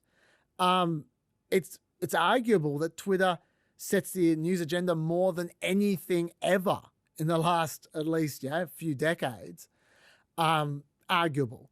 Twitter certainly sets the agenda, I reckon, Frolicking Nerd. But I do think you're right about Musk being dismissible. I just think, because as he gets nuts, it's easier to dismiss him. But I just think it takes time for that to really spread to people. I think Musk still has a reputation as a go-getter and as a sort of a can-do kind of tech guy to a lot of people.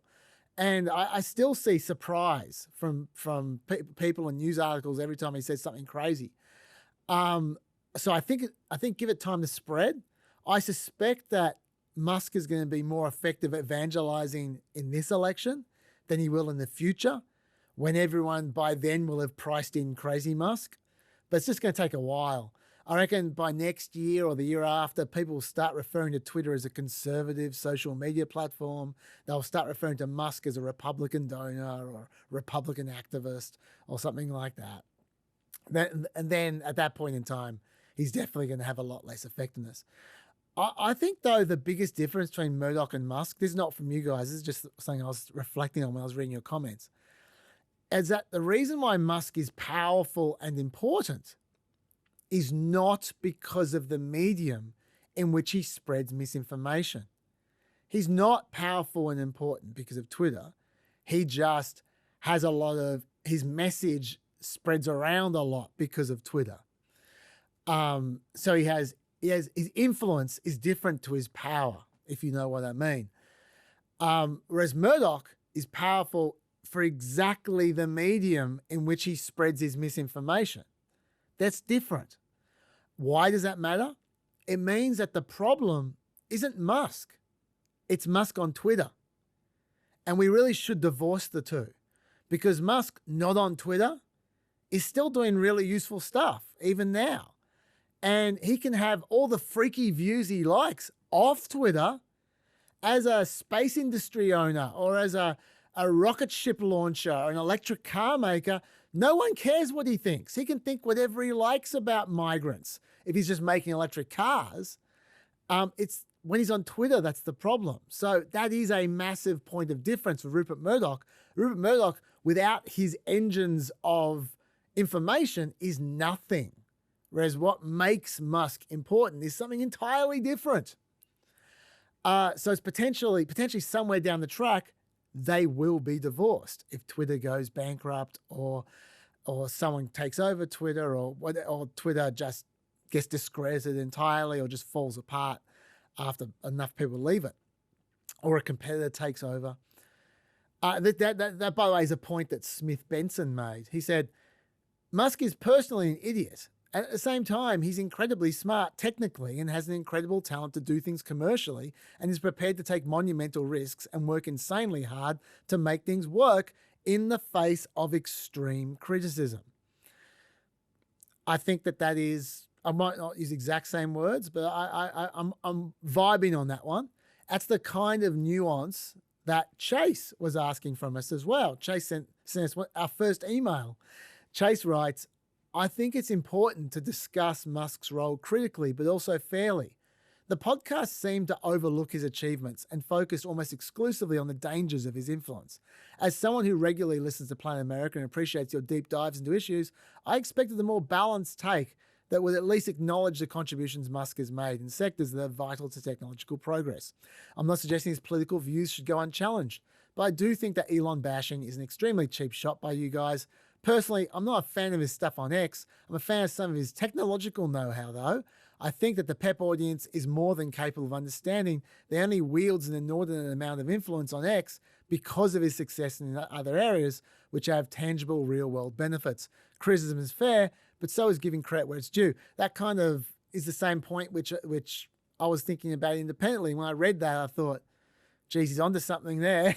And so that's why I'm reading a fairly big chunk out of that particular email, because I thought he nailed it. And that is fair enough from Chase, I think. We did give credit to Elon Musk when we talked about him last year. And we talked about him a lot last year. But that was last year. Now we have twice the Peppers. We really should remember that we got a whole bunch of new people. We shouldn't just assume that they were with us last year. Chase is right. Tesla did create a market for quality electric vehicles in America out of nothing, and that's important. Even today, they're still leading the way when it comes to charging stations, which I'm sure we'll be talking about soon on the podcast. SpaceX, not only did Musk help develop privately owned space exploration from zero to such efficient and cost-effective practices that NASA now largely relies on SpaceX for its launches. And as for Starlink, Chase makes the point, quote, one of the first things Russia did when they invaded Ukraine was to shut down Ukraine's internet infrastructure, leaving the country without reliable communication. Elon Musk promptly stepped in and provided Ukraine with Starlink for free, restoring their internet access at a critical time. Yes, Musk has the power to turn off Starlink, but importantly, to recognize he was also the one who had the power and the initiative to turn it on when Ukraine needed it most. Without Starlink, Ukraine would have been far more vulnerable in their communications during the early days of the invasion. I think that's all reasonable to point out, Chase. And it can all coexist with the fact that Elon is becoming increasingly unhinged and destructive on Twitter, and that is an incredible concern. We can have nuance. I agree with you, Chase.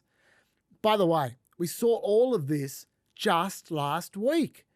The best of Elon Musk we saw last week on display, with him not only providing a whole bunch of Starlinks for North Carolina after the floods, but he also made the entire Starlink system free in the North Carolina region so people would have no problem connecting in the disaster zone. That's great stuff. Let's give him credit for that.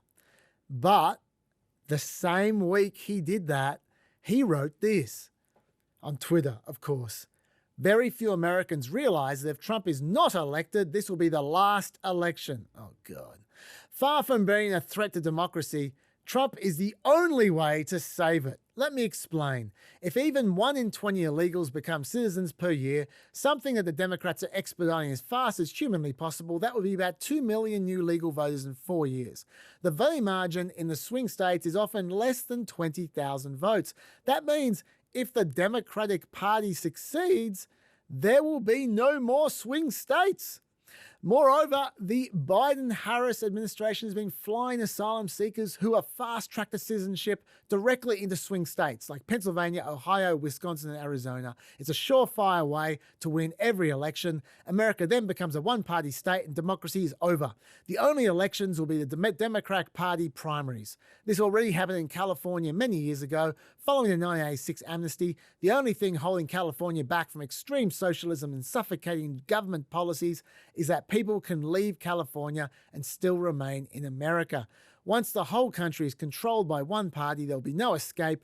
Everywhere in America will be like the nightmare that is downtown San Francisco. Few thoughts about that. Firstly, that kind of rhetoric, this will be the last election if Harris wins, that's exactly the kind of talk I was knowing a few weeks ago that encourages assassinations. That is paranoid and that is nuts. And that creates a feverish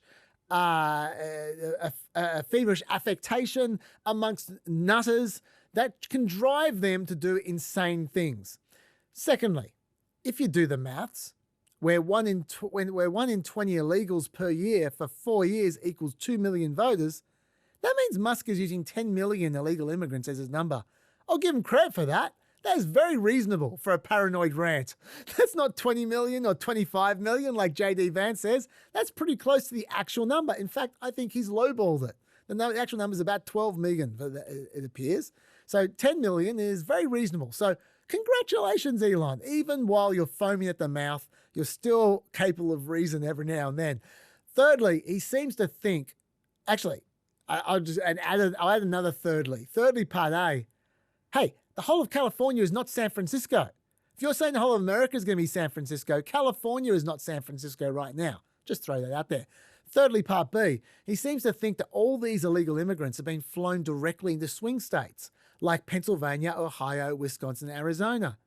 There is zero evidence for this. This is based on nothing. Does he mean migrants are using the parole program that we've told you about a few times to fly where the jobs are, like in Springfield, Ohio? If so, that's their choice. The Democrats aren't doing it. Not even the government's doing it. That's their choice. They choose where they fly when they're flying into the country. And Ohio isn't a swing state, Elon.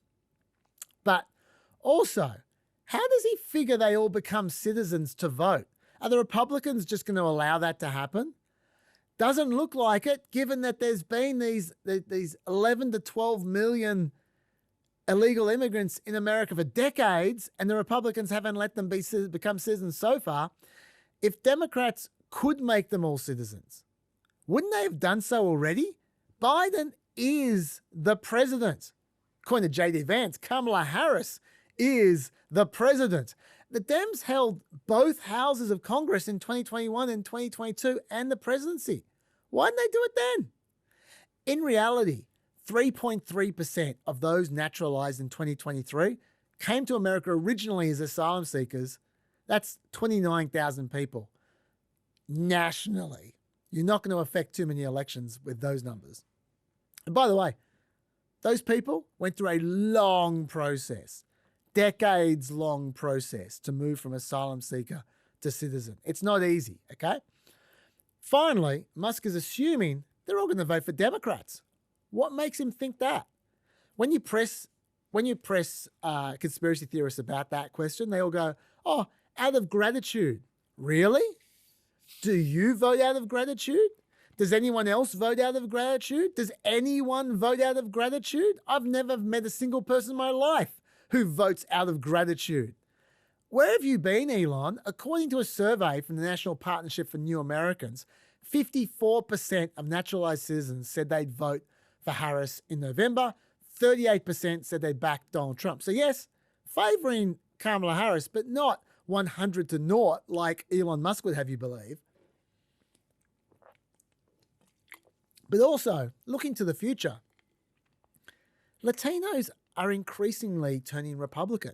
We've talked about this on PEP. We're going to talk about this on PEP again because some of those polls in the last few weeks have not looked good for Kamala Harris when it comes to Latinos.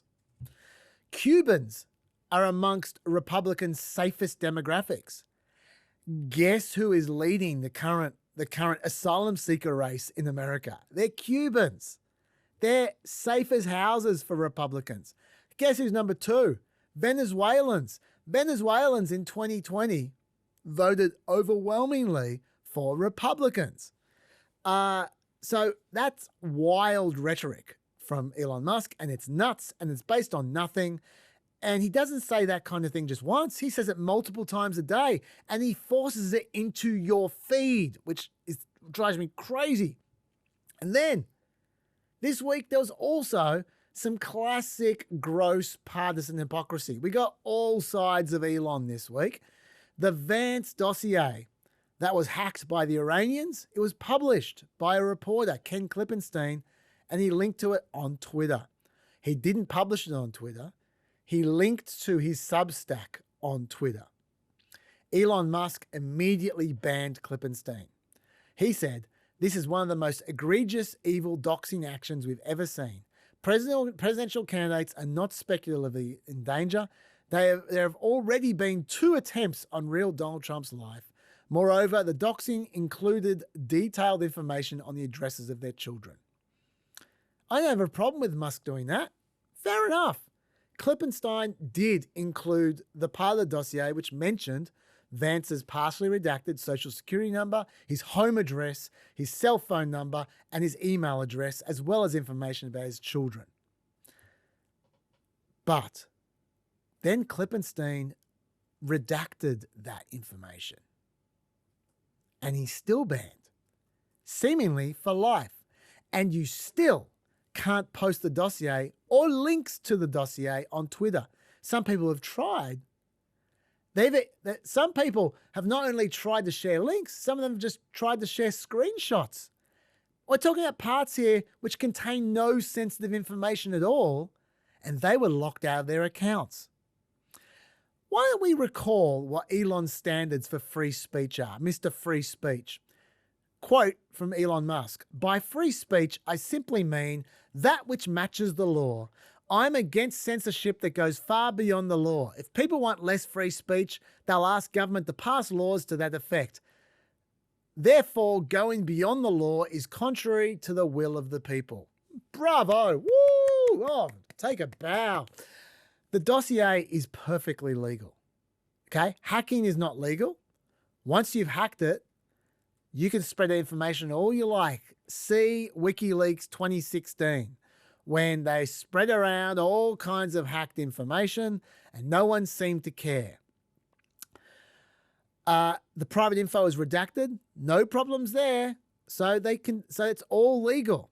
So Mr. Free Speech, who made such a big deal about what he saw as inappropriate censorship on Twitter before the 2020 election, is now inappropriately censoring information before the 2024 election.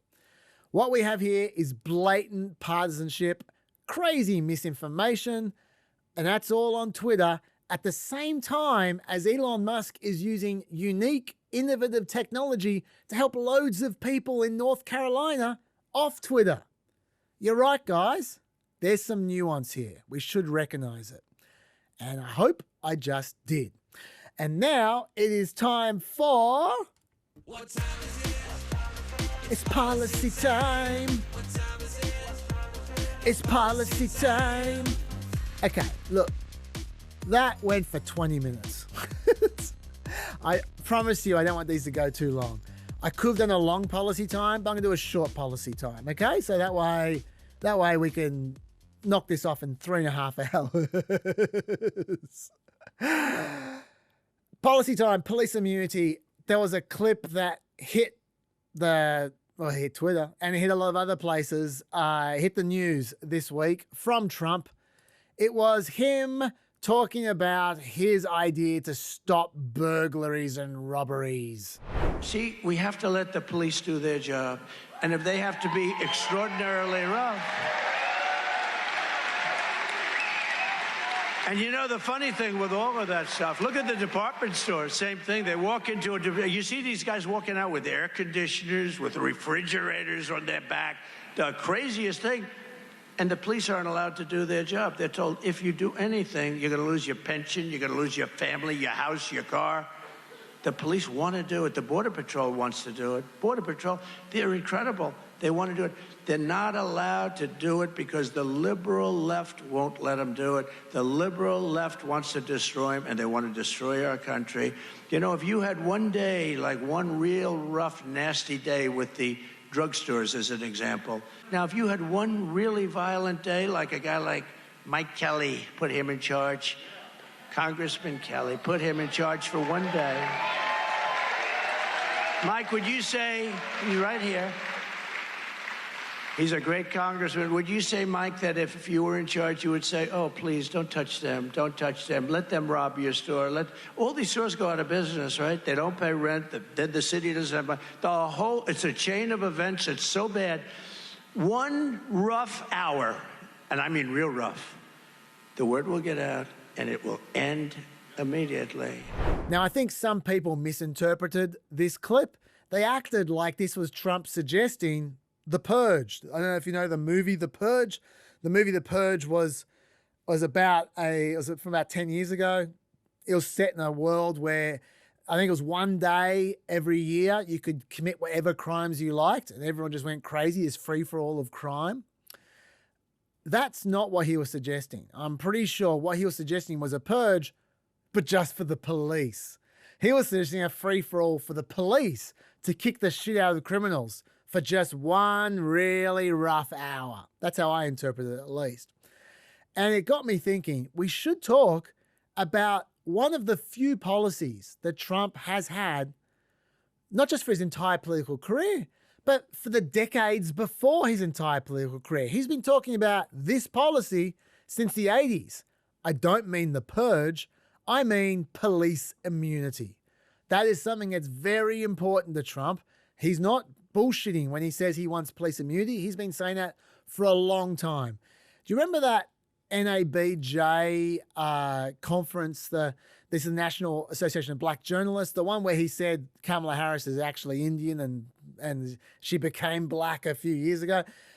People focused on that, but they didn't focus on an entirely different exchange, which I'll just play for you now.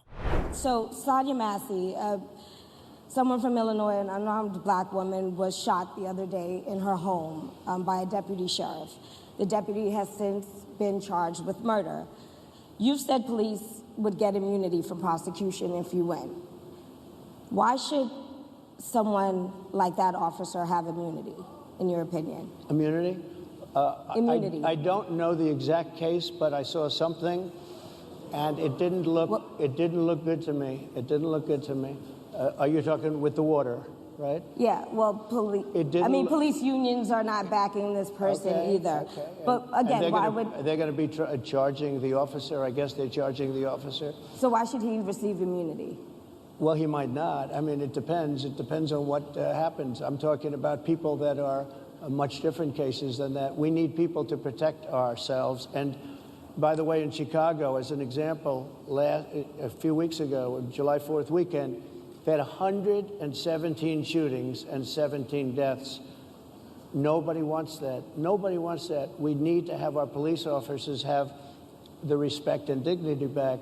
in this particular case, I saw something that didn't look good to me. I didn't like it. I didn't like it at all. So can you get a little more specific back to the immunity question? Who would make those Well, right now, for the most part, people are protected by their unions, by their police unions, or by their police departments. But I'm saying if I felt, or if a group of people would feel that somebody was being unfairly prosecuted because the person did a good job maybe with crime, or made a mistake, an innocent mistake. There's a big difference between being a bad person and making an innocent mistake. But if somebody made an innocent mistake, I would want to help that person. What would those exceptions be? What would determine you an go innocent after mistake? somebody and it's a very close call and it's very dangerous, and they have the policeman's life and woman is a very difficult thing, because sometimes you have less than a second to make a life and death decision, and sometimes very bad decisions are made. They're not made from an evil standpoint, but they're made from the standpoint of they made a mistake. So this is a very revealing exchange, I believe, if you want to know how Trump actually thinks about police immunity. He's made very clear there, he thinks police officers should be given the benefit of the doubt. If they do something that Trump regards as not looking good to him, he's implying they should actually still be charged. And you know what? That's what happens now.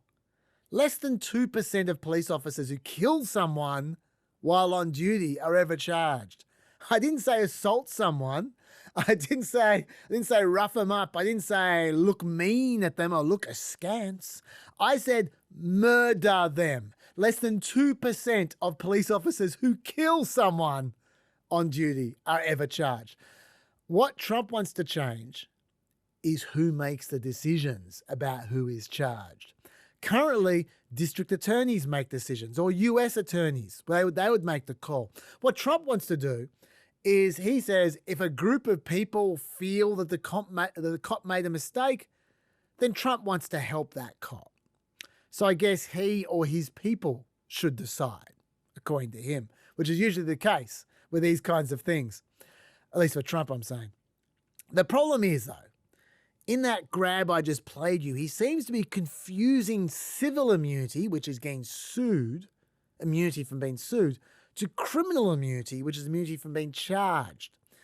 When tweeting about presidential immunity recently, he wrote, "Example, you can't stop police from doing the job of a strong and effective crime prevention because you want to guard against the occasional rogue cop or bad apple. Sometimes you just have to live with great but slightly imperfect." Why does he always tweet in caps? Oh my God. By the way, for those who have noticed that when I do my Trump all caps tweeting impression, I sound very much like the Crazy Warehouse guy. I am the person who wrote the Crazy Warehouse Guy sketches. So that's been a personal obsession of mine for a long time, those ads. I've always loved those ads. So it's not a surprise I went straight to that voice when I saw all caps. But what Trump was talking about in that tweet, the one about that, you can't stop police from doing the job of a strong and effective crime prevention. He's talking about criminal immunity. Police have never had criminal immunity. What they have is qualified immunity, which is civil immunity or immunity from being sued. Qualified immunity means you can only be sued if they can find a case in which another officer engaged in very similar behaviour, if not identical behaviour, and a federal court then found their actions were unconstitutional the first time round. That is the only way you can defeat qualified immunity. But even after that, literally, here's a stat for you. More than 99.9% of police officers who get sued are indemnified from damages by their precincts, by their employers. So police are so immune already from civil repercussions. Even if you successfully sue them, that police officer isn't paying a cent. It's not paying a zack. So they are largely immune right now. What does this mean for Trump?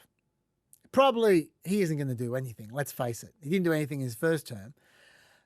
he'd probably just be a slack enforcer of the feds charging the police, because that's the one area where there isn't immunity. In that 2% of cases where cops were charged for killing people, that was due to enforcement from the feds.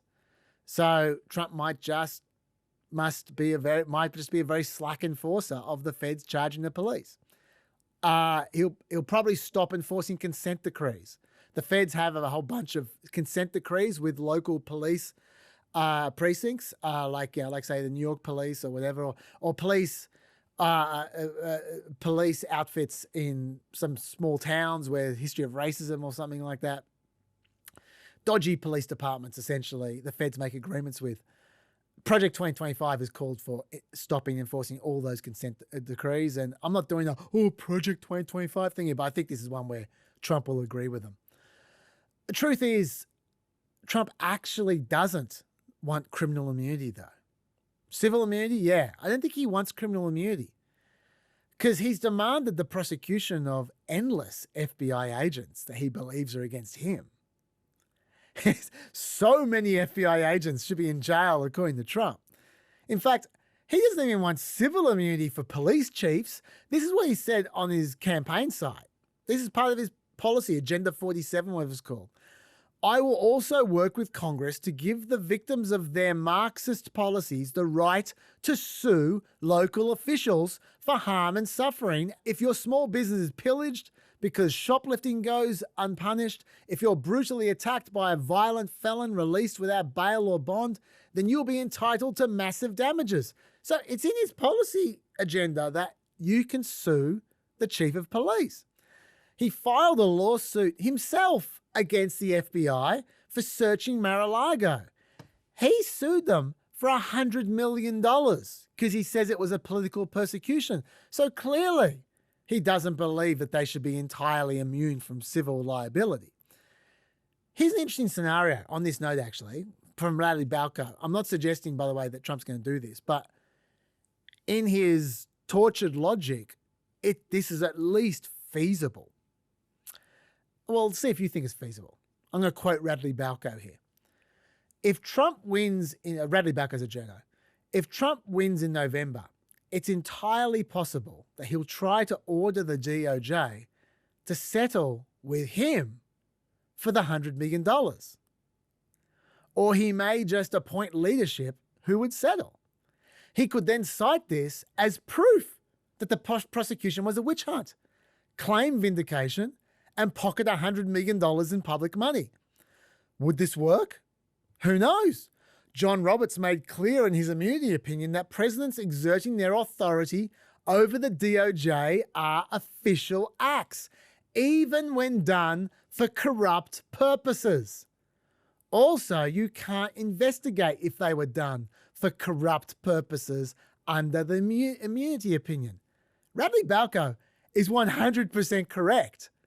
If Trump wins the election and he's in charge of the DOJ, he can tell them or instruct them or appoint someone to settle his own lawsuit with the DOJ, even if it has no merit whatsoever. So he can pocket $100 million. And he can say at the same time, oh, look, this vindicates me. This shows this was a witch hunt.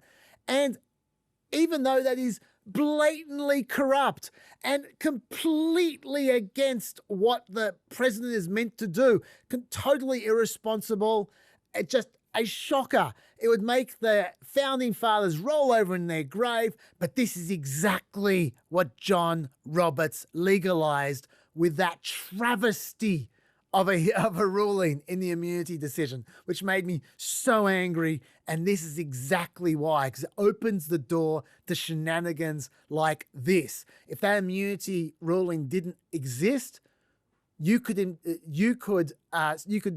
sue Trump for corruption or charge him with corruption after he was president. But you can't do that anymore because he's going to be immune. We've come around in a circle from one frustrating thing for me to another frustrating thing for me. So many frustrating things. I've talked enough about this. I don't think the police immunity thing is going anywhere other than in some enforcement. But it's interesting to think through at least the logic of what Trump seems to believe and where that leads us. I hope you liked this little mini policy time. There's going to be a maxi policy time next week. I hope it's going to be within the 3 hours, but if it's not, it's not. I will see you guys next week from me and from good old Lockie, who's just over there. He's a patient fellow. Good old Lockie. I'll see you guys next week. Stay peppy.